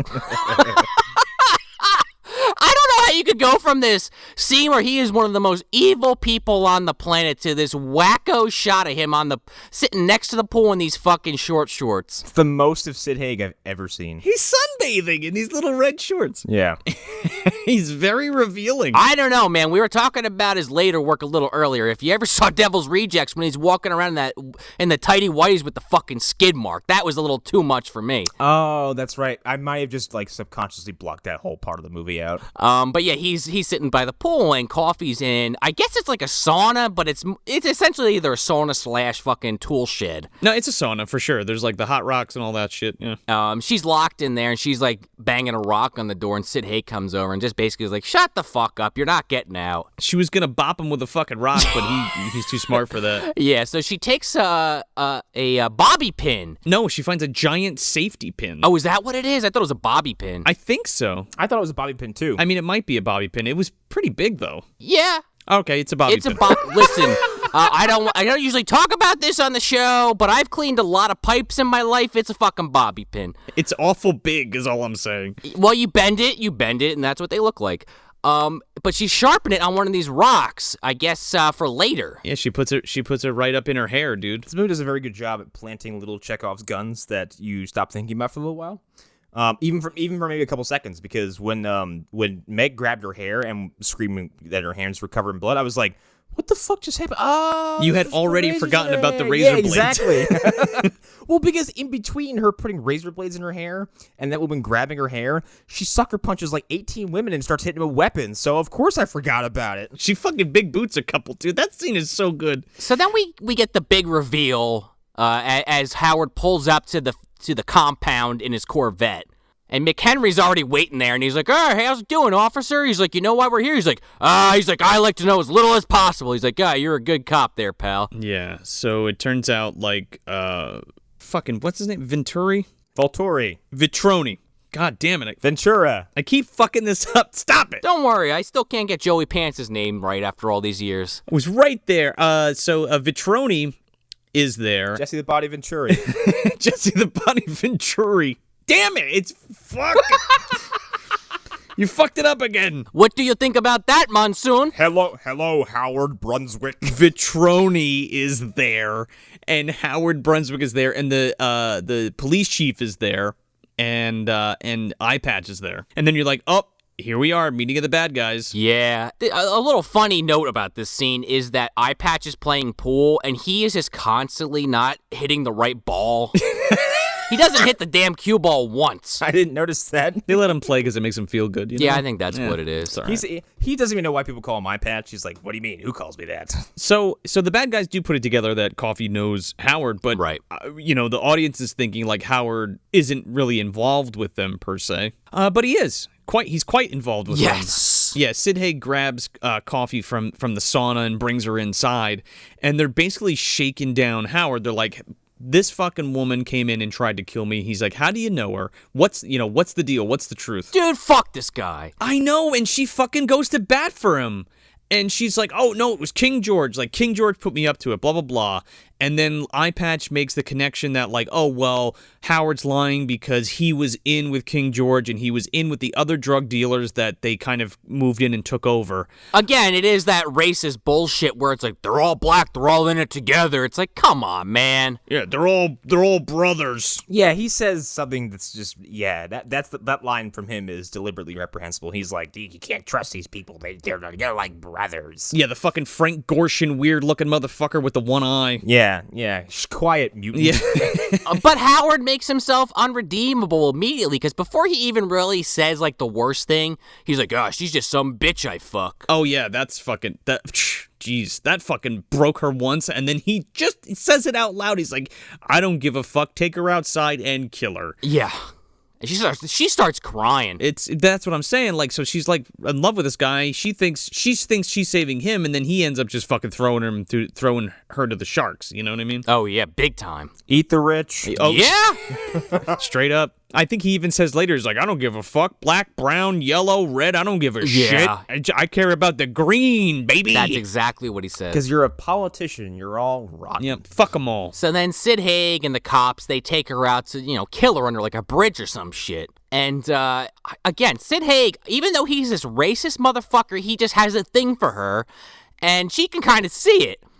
So they break out a syringe, and she knows it's the heroin that King George had previously. She already kind of knows it's sugar, but they're going to try to shoot her up and have her OD. Question, I don't know if it will... I think it'll still harm you, though, won't it? If you're directly injecting sugar into your veins? You shouldn't...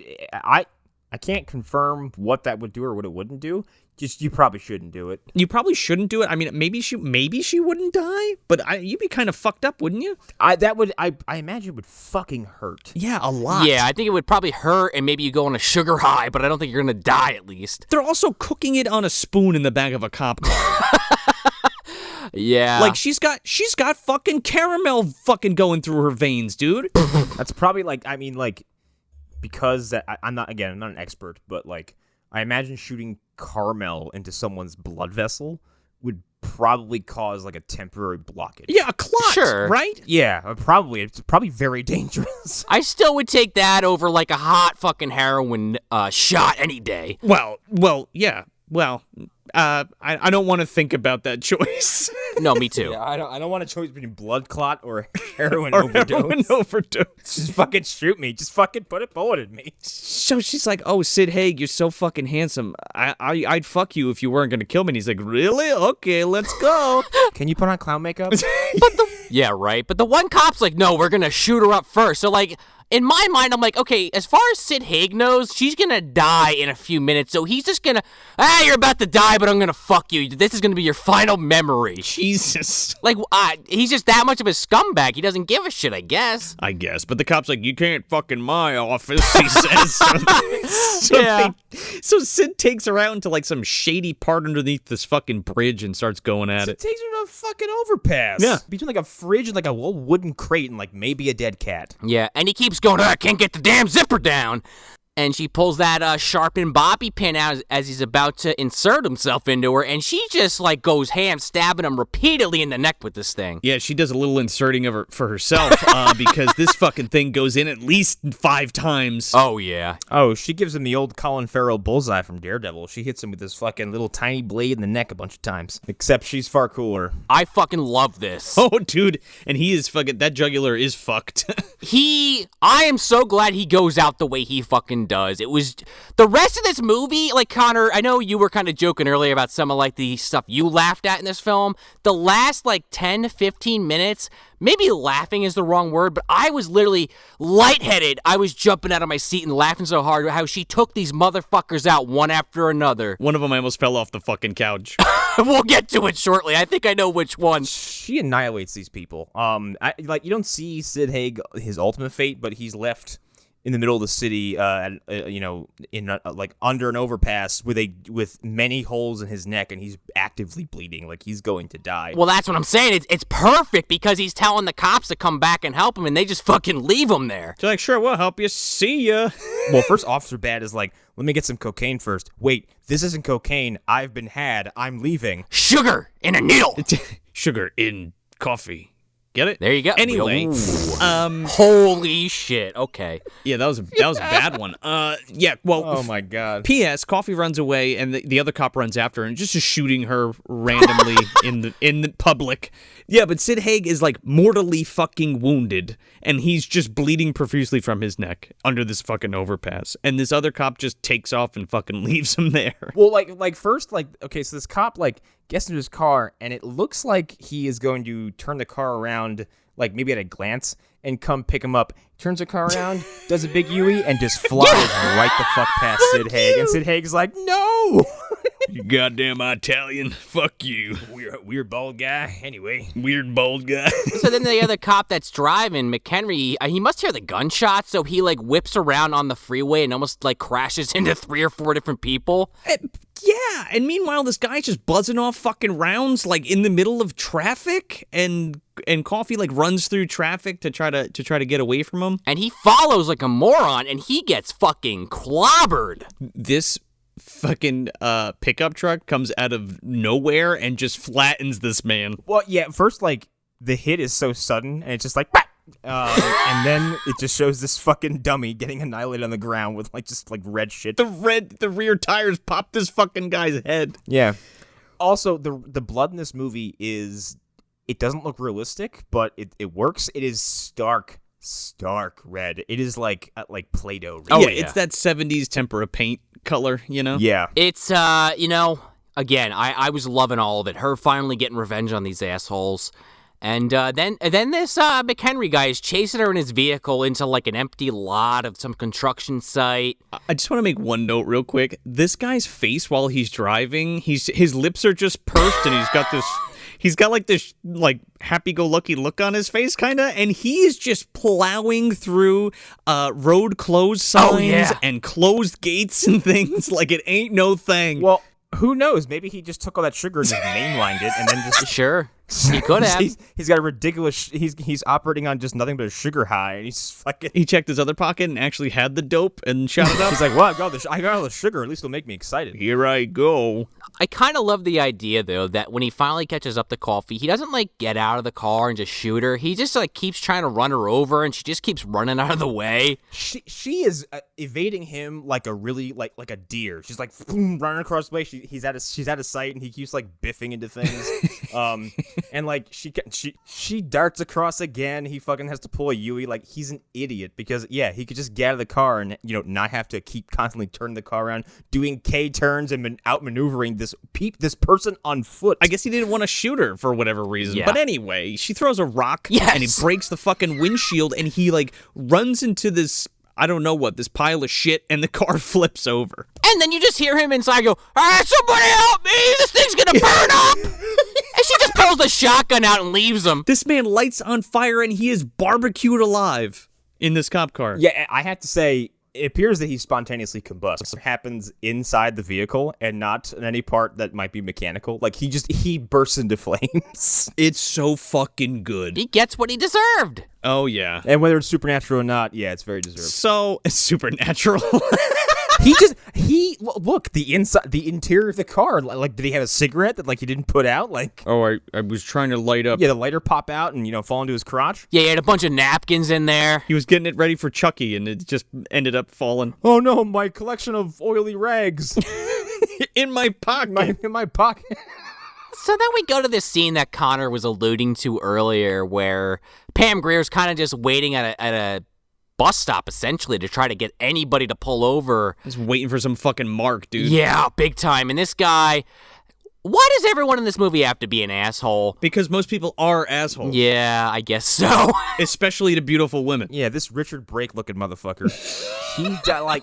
I love Richard Brake, but yeah, he's like, you're like, man, I need someone to be reprehensible for like 5 seconds in a movie. Call Richard Brake. This is not Richard Brake, but he reminded me of him. This guy, instead of just offering her a ride home, is like trying to get laid. And of course, Pam's like, fuck it, I'll play into it. I'll just steal his fucking car. She's like, oh, let's go to the liquor store because I want some juice. And he's like, okay, let's do it.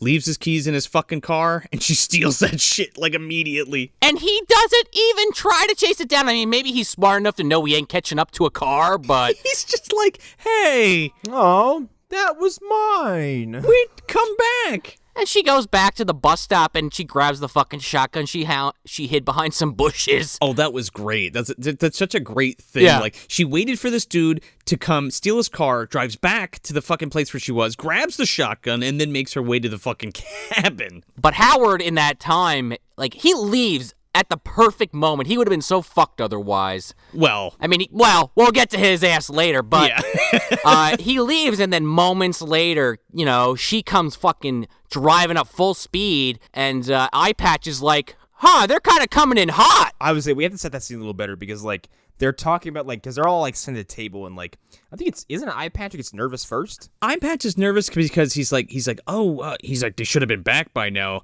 And Vitroni's like, who gives a shit? Let's have another drink. Isn't that funny? Let's be evil and white together. And he's like, I think I hear them coming now. And Eye Patch gets up and goes on the fucking front porch and he's looking. He's like, hey, It's coming real fast. Wow, so slow down a little bit. I guess that's them. This fucking car's doing like 80 miles an hour and not slowing down. It is very, like, it is kind of Austin Powers-esque because, like, he's outside and he's watching this car come at him from the horizon, essentially.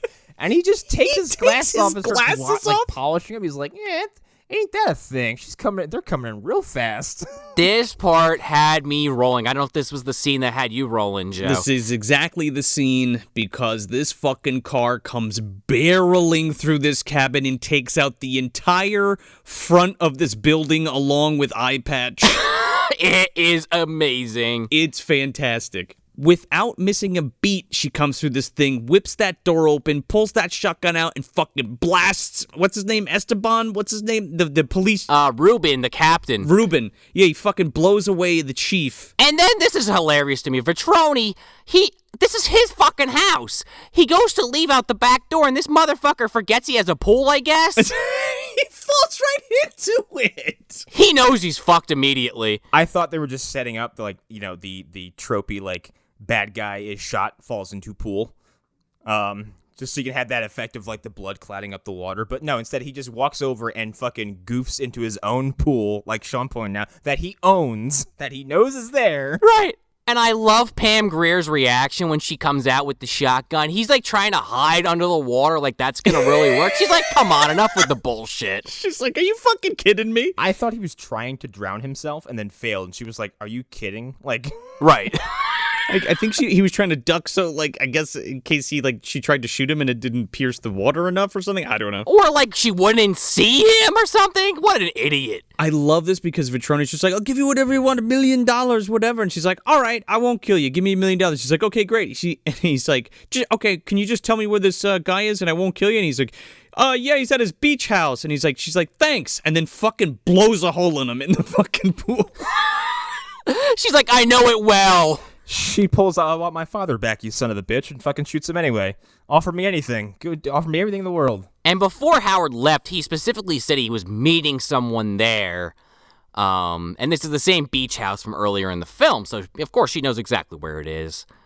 And she heads over there, and she just walks in, and Howard's grabbing some, like, champagne and an ice bucket. I love that it showed her, it didn't just cut to him going to the living room, turn the lights on, she's there. Like, we get to see her walk in, see a window of opportunity, and then sit down. Like, yes! Yeah, she sneaks in and sits down, like, off camera. You see her, you witness her get the opportunity to get the absolute drop on this guy, and you see, and so in turn, you would see him walk into a room unaware and come back in dangerously aware of how the situation's changed. Is really cool. And we, as the audience, know that he's there with somebody, but she doesn't know that yet. I totally didn't know either because I didn't pick up on that. So I didn't think what did happen was going to happen. And then came that reveal. I was like, yeah, shoot him. Sure. That's fair.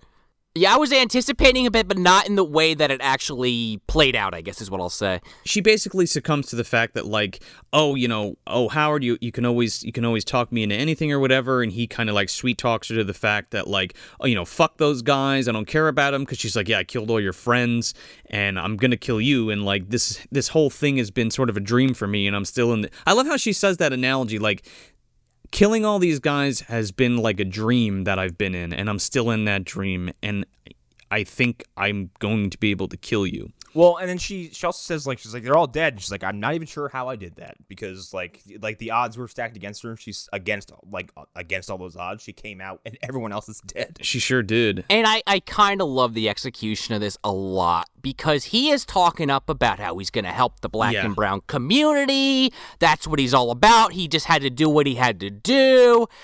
And this motherfucker is so full of shit because he's sleeping with a white woman. Well, that too. But she calls him on him even before that. She's like, "You're full of fucking shit," and he's like, and then that's when he drops the line like, "You know what? It doesn't fucking matter if you're black or brown or yellow or white or whatever." Oh yeah. It's all about the green and like the money, and I'm gonna use that money to empower everybody. It's money and power that matters.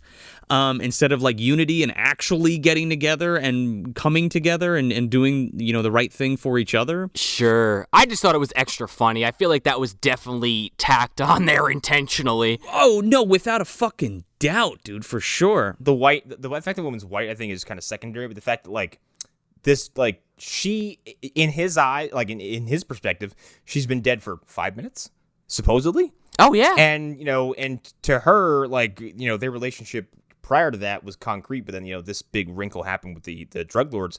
But now it turns out like any shred of loyalty she thinks he might have is completely fabricated. So now like she's like, oh, fuck your entire existence. Yeah. How about the fact that somebody's waiting upstairs to get fucked by him, and and he's like, I love you so much. I've been missing you. I couldn't wait to see. Oh my god, I can't believe they didn't kill you. Absolute scumbag. I knew they wouldn't kill you. He's obviously just looking for a moment to take her out during the entire conversation. Sure, or disarm her at least. He seems like the person who would get an opportunity to do something really underhanded and fight dirty.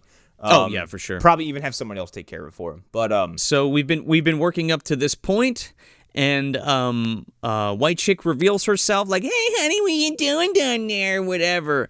Pam Grier's fucking she's had it. Face goes. She goes from a frown to a fucking scowl, dude, and she pumps one round right into this dude's dick. Yes, it's perfect. And he drops like a sack of potatoes. That is a wound that you will bleed from probably very quickly, and it will be agonizing. Oh, yeah. I love how she doesn't even have a one-liner, dude. She shoots him in the dick. No. She walks to the door, she turns around, opens the door, and closes it. What can you possibly say following shooting someone in the dick with a shotgun? Like, she's had a hell of a couple days. A 12 gauge to the nuts. Like, the statement's been made. There's nothing you could write. And I just love how the other woman's just like screaming the entire time. And Howard grabs his mutilated junk, looks at the camera, and fucking drops dead. Oh yeah. And this final shot it's really beautiful, honestly. It really is, yeah. Of Pam Grier walking off, beaten and battered, blood all over her. She's just killed all these people and the man of her, the love of her life. And she just walks towards the sunrise on the beach as the credits kind of roll in. And the thing about that to me is that, like, let's say you hung on that for about a minute or two longer. Like, let's say she passes by, I don't know, someone in a car. That person is going to be like, here's another one of those fucking women in the street doing what they do. Like, they're not going to think anything of it because that's probably the environment. And, like, no one's going to think that no one's going to question the idea or even fathom the idea that she just killed 6 men. And I think that's why they didn't do it that way. And they left it with, it's a dawn of a new day and the darkness is over. And this is a new chapter for your life. Exactly. Yeah. Like, I think to the rest of the world, she would look like just another part of it. But yeah, I like the fact they had this the solo walk off. I don't know if this is what the movie is saying per se, but it's like that thing where it's like kind of a double-edged sword with the way, I mean, even today to a point, but especially in the 70s, the way women were seen, where it's like, I mean, the way I read this, going forward, let's say there was an extra scene. Coffy, because she is a woman, no one's going to think she did all that. It doesn't matter because she overcame those odds, and we saw that journey, and that's what matters. Oh, 100%. I'm just saying that's an additional element you add on top of everything else. Sure.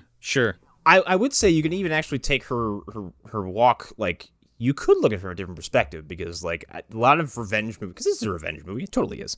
A lot of revenge movies do have an ending like this. A more recent one I can think of is I Saw the Devil. which has a similar framing of the ending, except that dude walks away and you linger on him, and he has a fucking emotional breakdown because of what he's done. And I do like that you can kind of look at this and maybe interpret it like whether you can kind of interpret in your own way what she's walking away with. Right. Or it could even be like Joe was just mentioning, that whole like running theme from throughout the film about her thinking she's like in a dream because of the way that everything's happening. It could almost be like she's waking up from that dream as the sun's rising. Oh yeah, that's another way to put it. I think maybe all of those things might be happening at the same time. Yeah. It's really well done. And that's Coffy, baby. Sweet as chocolate. Sweet as a chocolate bar, actually. So where are we putting this, fellas? Shelf. It's I think my own mood was stifling me a little bit because this is a rough time of year for me. But as I was getting through it, I think it's a little slower, and because the content, the pacing, and we just watched Petey Wheatstraw. Like halfway through, I was like, "Do I like this?" But like as it was finished, I was like, "No, I'm in a sour mood." It's fucking bites really hard, and it swings to the fences sometimes as far as like what it's trying to do and say. It's very sincere. It's thoroughly entertaining. Even if it's being like, if you want to use the word trashy, maybe exploitative is another word I would use. Deliberately controversial. It's leaning into it very hard, but it works. It's really fun. Pam Grier's fucking awesome and does a lot of that physical shit. Actually, I'm pretty sure she does all the physical shit by herself. Nearly positive. Yeah. Yeah. Like it's fun to see. And it's just dripping with style, and it's going back to these kinds of movies, these like 70s exploitative vigilante films is always fun because I don't know, it always feels like something that is exclusive from its time. So it's always interesting for me. So yeah, shelf, totally. It's a revenge killing. Get out of here, Gissing. In the best way possible. Richard Harris, Gissing, the man is an enigma. Well, it's supposed to be Richard Harris. He's out there somewhere in the MDU, always showing up during revenge killings, so of course he's somewhere in the ether here. We should get a buddy cop with Gissing and Richard Harris from Orca so they can fucking run around going like, it's a revenge killing. Oh, God. Yeah, shelf, absolutely 110,000 fucking percent. Not only does this film garner a ton of influence for not only the cinema we have now, but the outlook, I feel like, within that community, I feel like has this almost single-handedly paved the way for women empowerment, especially in films. And I've seen a lot of that. We've seen a lot of that throughout the decades. And I think the most recent one I can think of is the movie that's literally called Revenge. I haven't seen that one. What's that one about? If you could give like a quick synopsis. It's basically I Spit on Your Grave. Oh, okay. Yeah. So I Spit on Your Grave comes out a year after this, so that's kind of there. Now, this isn't in that kind of exploitative way where she's physically violated and then gets revenge, but it's still a film where a loved one is hurt in a similar way, right? And your world is kind of broken, and you get revenge because of that. Yeah. I don't want to go on a whole fucking tangent, but I guess what I want to say concisely about the film is that like, it's a staple of blaxploitation cinema, and one of the first ones, and the first one to ever feature a female actress in a lead action role and a black female actress in an action role. And Pam Grier is just so fucking wonderful. She's beautiful. She's a badass. And she dishes it. She can take it. I love it. I love watching films like this. I'm a big fan of exploitation films and exploitation revenge films. And yeah, I mean, there's really not much else I can say except it's great. It's absolutely fantastic. And echo everything that Connor said too. I don't really have too much to add to that except the fact that like it's a very like dingy kind of story. And again, that comes with the territory with exploitation films, whether it's blaxploitation or women in prison exploitation or whatever, or Nazi exploitation films. I was gonna say like Death Wish is an exploitation film. So like I think this actually straddles a few genres. Sure. I think that the the vigilante movies from this time period are all exploitation movies. Yeah, I would argue that for sure, and I guess so. I guess yeah, they really are. Like Charles Bronson has like 4 wives. They all get raped and murdered in the first 10 minutes of all those movies, and he's like, I'm gonna go stand with shoulder length apart with a revolver and shoot minorities. Especially that first one too. And again, it has to do with the budget and things like that too. So it's all these different factors that make it what it is. And yeah, I think this is from the golden age of that time, and it still holds up like a motherfucker. And it's great. Yeah, shelf indefinitely. This is definitely a shelf movie without a doubt, and I'll admit something here. I feel a little naked saying this, but I like to be upfront with everybody listening here. Like, I'll admit it. Like, I like Pam Grier quite a bit, but I haven't seen any of these movies, and I'm a little embarrassed to admit that. But now that I have seen Coffy, I think this weekend I'm going to go hard on Pam Grier. Tubi's got a bunch of her films, and I'm already eyeing up Foxy Brown, so going to rectify this by the time this episode actually releases, and I think that's part of the reason why I'm really happy that we're doing this month focused on blaxploitation, because it's something that, I'll admit it, it's kind of a blind spot for me, and that's a little embarrassing, honestly, for me to say, but I'm happy to finally dig into it heavy duty and kind of widen my horizons, and I kind of hope everyone listening to this, if you're in the same boat, it gets you to watch these films, because I really recommend them. I mean, we kind of talked about this in length last episode with Petey Wheatstraw and Rudy Ray Moore's catalog of films, but Pam Grier is just, not only is she a great actress, like Joe and Connor have kind of said throughout the episode, and myself, she's a badass woman. She is a beautiful woman. Jackie Brown, again, is always my touchstone. I don't know why. It's just, I guess, because I was a big Tarantino head back when I was in high school. Now, a little less so. But that movie, just something about it. I don't know. If you haven't seen it, I highly recommend it. I know it's some of her later work. But I don't know. What else can I really say about this film besides just, gushing over Pam Grier?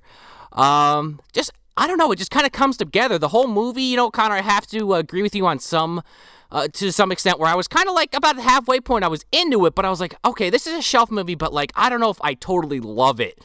And then once the other shoe drops, pretty much after King George gets taken out, I'm like, whoa, what are we getting into?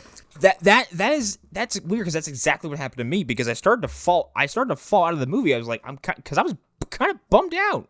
And it's the pacing wasn't helping that. And then as soon as the King George stuff happened, suddenly my attention was being like it was a black hole. It was being suddenly fucking, no pun intended, please. Sure. That's why you gotta hang in. You gotta hang in. And it started, I was like, whoa, some shit is about to fucking go down. And then from that point on, the movie's entirely different pacing and setting and feel. So and just that last 15 minutes, again, it's just the adrenaline was pumping. I was jumping out of my seat. I was fucking getting lightheaded. I was laughing and cheering so much. I'm not making that up. I really was. It is just these assholes getting their comeuppance is just so rewarding, and Pam deserves it. These assholes just fuck with her life, fuck with her sister, fuck with her. Again, this guy that she was head over heels with turns out to be a total scumbag. And it's just, again, it's handled really well throughout, and I can't imagine people watching this in 1973 what they were feeling, and it had to really put some pep in your step, especially if you were a black or brown person, or rather, if you are a black or brown person that saw this in 1973 with everything that was going on, especially in America at the time. And it just, like Joe said, it kind of kicked off something that we really should have been doing since the inception of films, and we weren't, putting women in leading roles, especially in stuff like action movies where, again, maybe I'm a little ignorant about this, I haven't done any research, but I'd have to imagine that was something that just, like Joe said, it wasn't fucking happening. There weren't any black leads in any movies. Right. There was a few, but it was far and few between. Not in movies like this, you know what I mean? Not in big budget action movies or anything. No, exactly. And I guess the only other thing I'll really say is go on that journey with me. I mean, maybe not literally. Maybe if you follow my Letterboxd, for anyone that gives a shit, it's out there somewhere. You can maybe follow my journey through some of these films, and I'm sure we'll revisit this kind of thing next year. But take the dive, because I'm enjoying it. It's making me want to see more of these movies, and honestly, I think that's kind of the goal of this show overall. Shelf. I don't know. I don't know what else to say. It's a really fun movie. I can't recommend it enough. I wanted to add too that if there's people who want because I think I'll have to start doing this more often, like contemporary examples of what you can compare this to if you liked it. And I'm going to bring this up again because I brought it up in the last episode. If you liked Misty Knight from Luke Cage, then this kind of character is made for your tastes. It's a character very much inspired by this kind of heroine. And if you don't know Misty Knight, but also know this, check out Luke Cage. Misty Knight gets a fucking robot arm. It's awesome.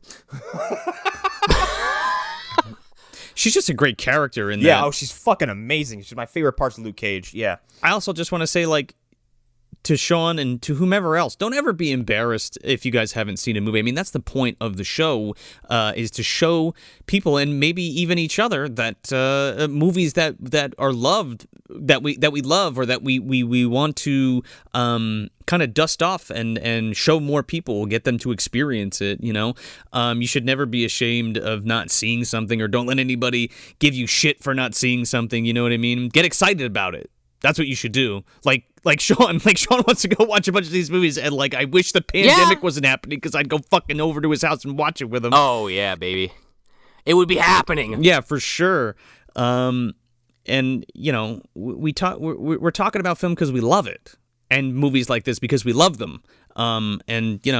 We want to share it with everybody, and you should want to share it with everybody. And if you're into shit like this and you never saw it, you should be wet for this shit, I know I mean, I didn't necessarily know I was for it, and I'm wet for it. That can't happen. Ben Shapiro said so. Fuck him. Oh God. Perfect example. I feel like you guys think I've seen everything. I haven't seen everything. So I was talking to my buddy Newt the other day about fucking Son of Dracula from 1974 with Harry Nilsson and Ringo Starr and John Bonham. What? And I'm like, what the fuck is that? And it's like a musical Son of Dracula with all of these musicians and shit that just like never got an actual video release. So maybe that's something we should take a look at later. Possibly with him. That would be fun. Maybe. I'm always finding new stuff every day, and like, that's half the fun, you know what I mean? So yeah, some of those things are things I yell at you about on social media for 7 months. Oh yeah. Before anything happens. I just look. You needed to see the Hug a Bunch. I needed to. I don't think we needed to, but it created some interesting moments on this show, so I'll throw you a bone on that one. The funny thing is, I haven't found like a new movie to replace Terrified with, so like that I just keep still making those memes on my phone. You just can't see them. It's lost its gusto. I know. Yeah, I'm like after you said you watched it, I was like, fuck, I can't. The gimmick's over. And I liked it. I thought it was good. I mean, I still bought that Blu-ray and have never watched it. Oh yeah, what now? Don't tell me that, because I start bombarding your Facebook wall. He'll come to your house, break your fucking ankles if you don't do it. He threatened me, dude. Oh God, he's gonna break my arms or something. Fucking somersault through a window with a poster that just says "Watch Terrified." Just fucking run away. Do we want to say anything else? Do we want to add anything else? I think we're good. I mean, I think we said just about all we can say about the lovely, lovely, lovely, lovely, lovely, lovely, lovely, lovely, lovely Pam Grier. And I think I forgot one thing in the beginning. She's working on a biopic from her memoirs, so definitely keep an eye out for that. I believe she's been working on it since 2018, and it might be out. I don't know, maybe. Oh, nice. Well, that's excellent. There's other biopics coming out that are coming from different sources that I'm like, maybe not such a good idea. Sure. So yeah, we got one more blaxploitation film coming up for you. We got the almighty Count Blackula is joining us. Stay tuned for that. We got some other stuff cooking up. We're going to be having book to the movie. We got a Talks from the Dark Side, and we got a stay tuned for that My Bloody Valentine 3D commentary track. It's going to be a good one. We're going to have a lot of fun with that, so that's your little Valentine's Day fix for you this month as well. Absolutely. And we always appreciate our patrons, especially for supporting the show, and we love to shout them out. So we'd like to give a shout out to Hunter Davenport, Brennan Lemune, The Autistic Gamer 89, Christopher, Jacob Chavez, Leonardo, Roberto Talavera Barocio. Gorlami, large, cream and sugar. I prefer mine black, but okay. Yeah, me too. I'll take it black. Amanda Tweed, Joe Has a Mustache, Dustin Elkins, Nick Lowry, Dalton Bell, Serge Murillo, Matt Collins, Lucio Fulci's Butt, Julia Lockwood, Kyle McDonald, Nicholas Walters, Justin Kiefer, Daniel Perhaps, Jacob Fonsbeck, Patrick Farmer, Tony from Hack the Movies, CB Smith, Arlen Haro, and John. Thank you so much for your support.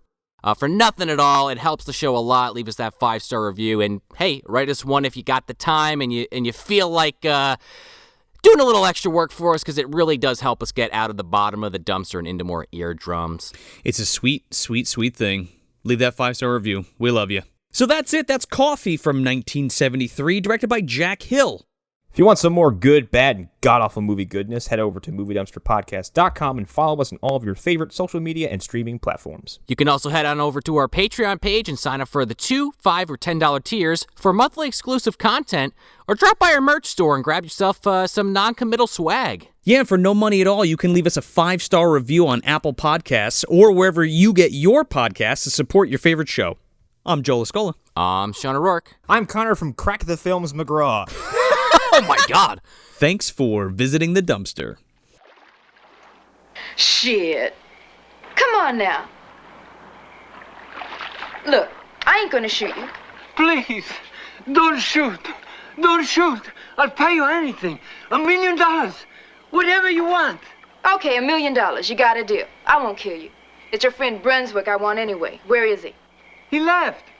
He went to his house at the beach. Yeah, I know the place. Thanks.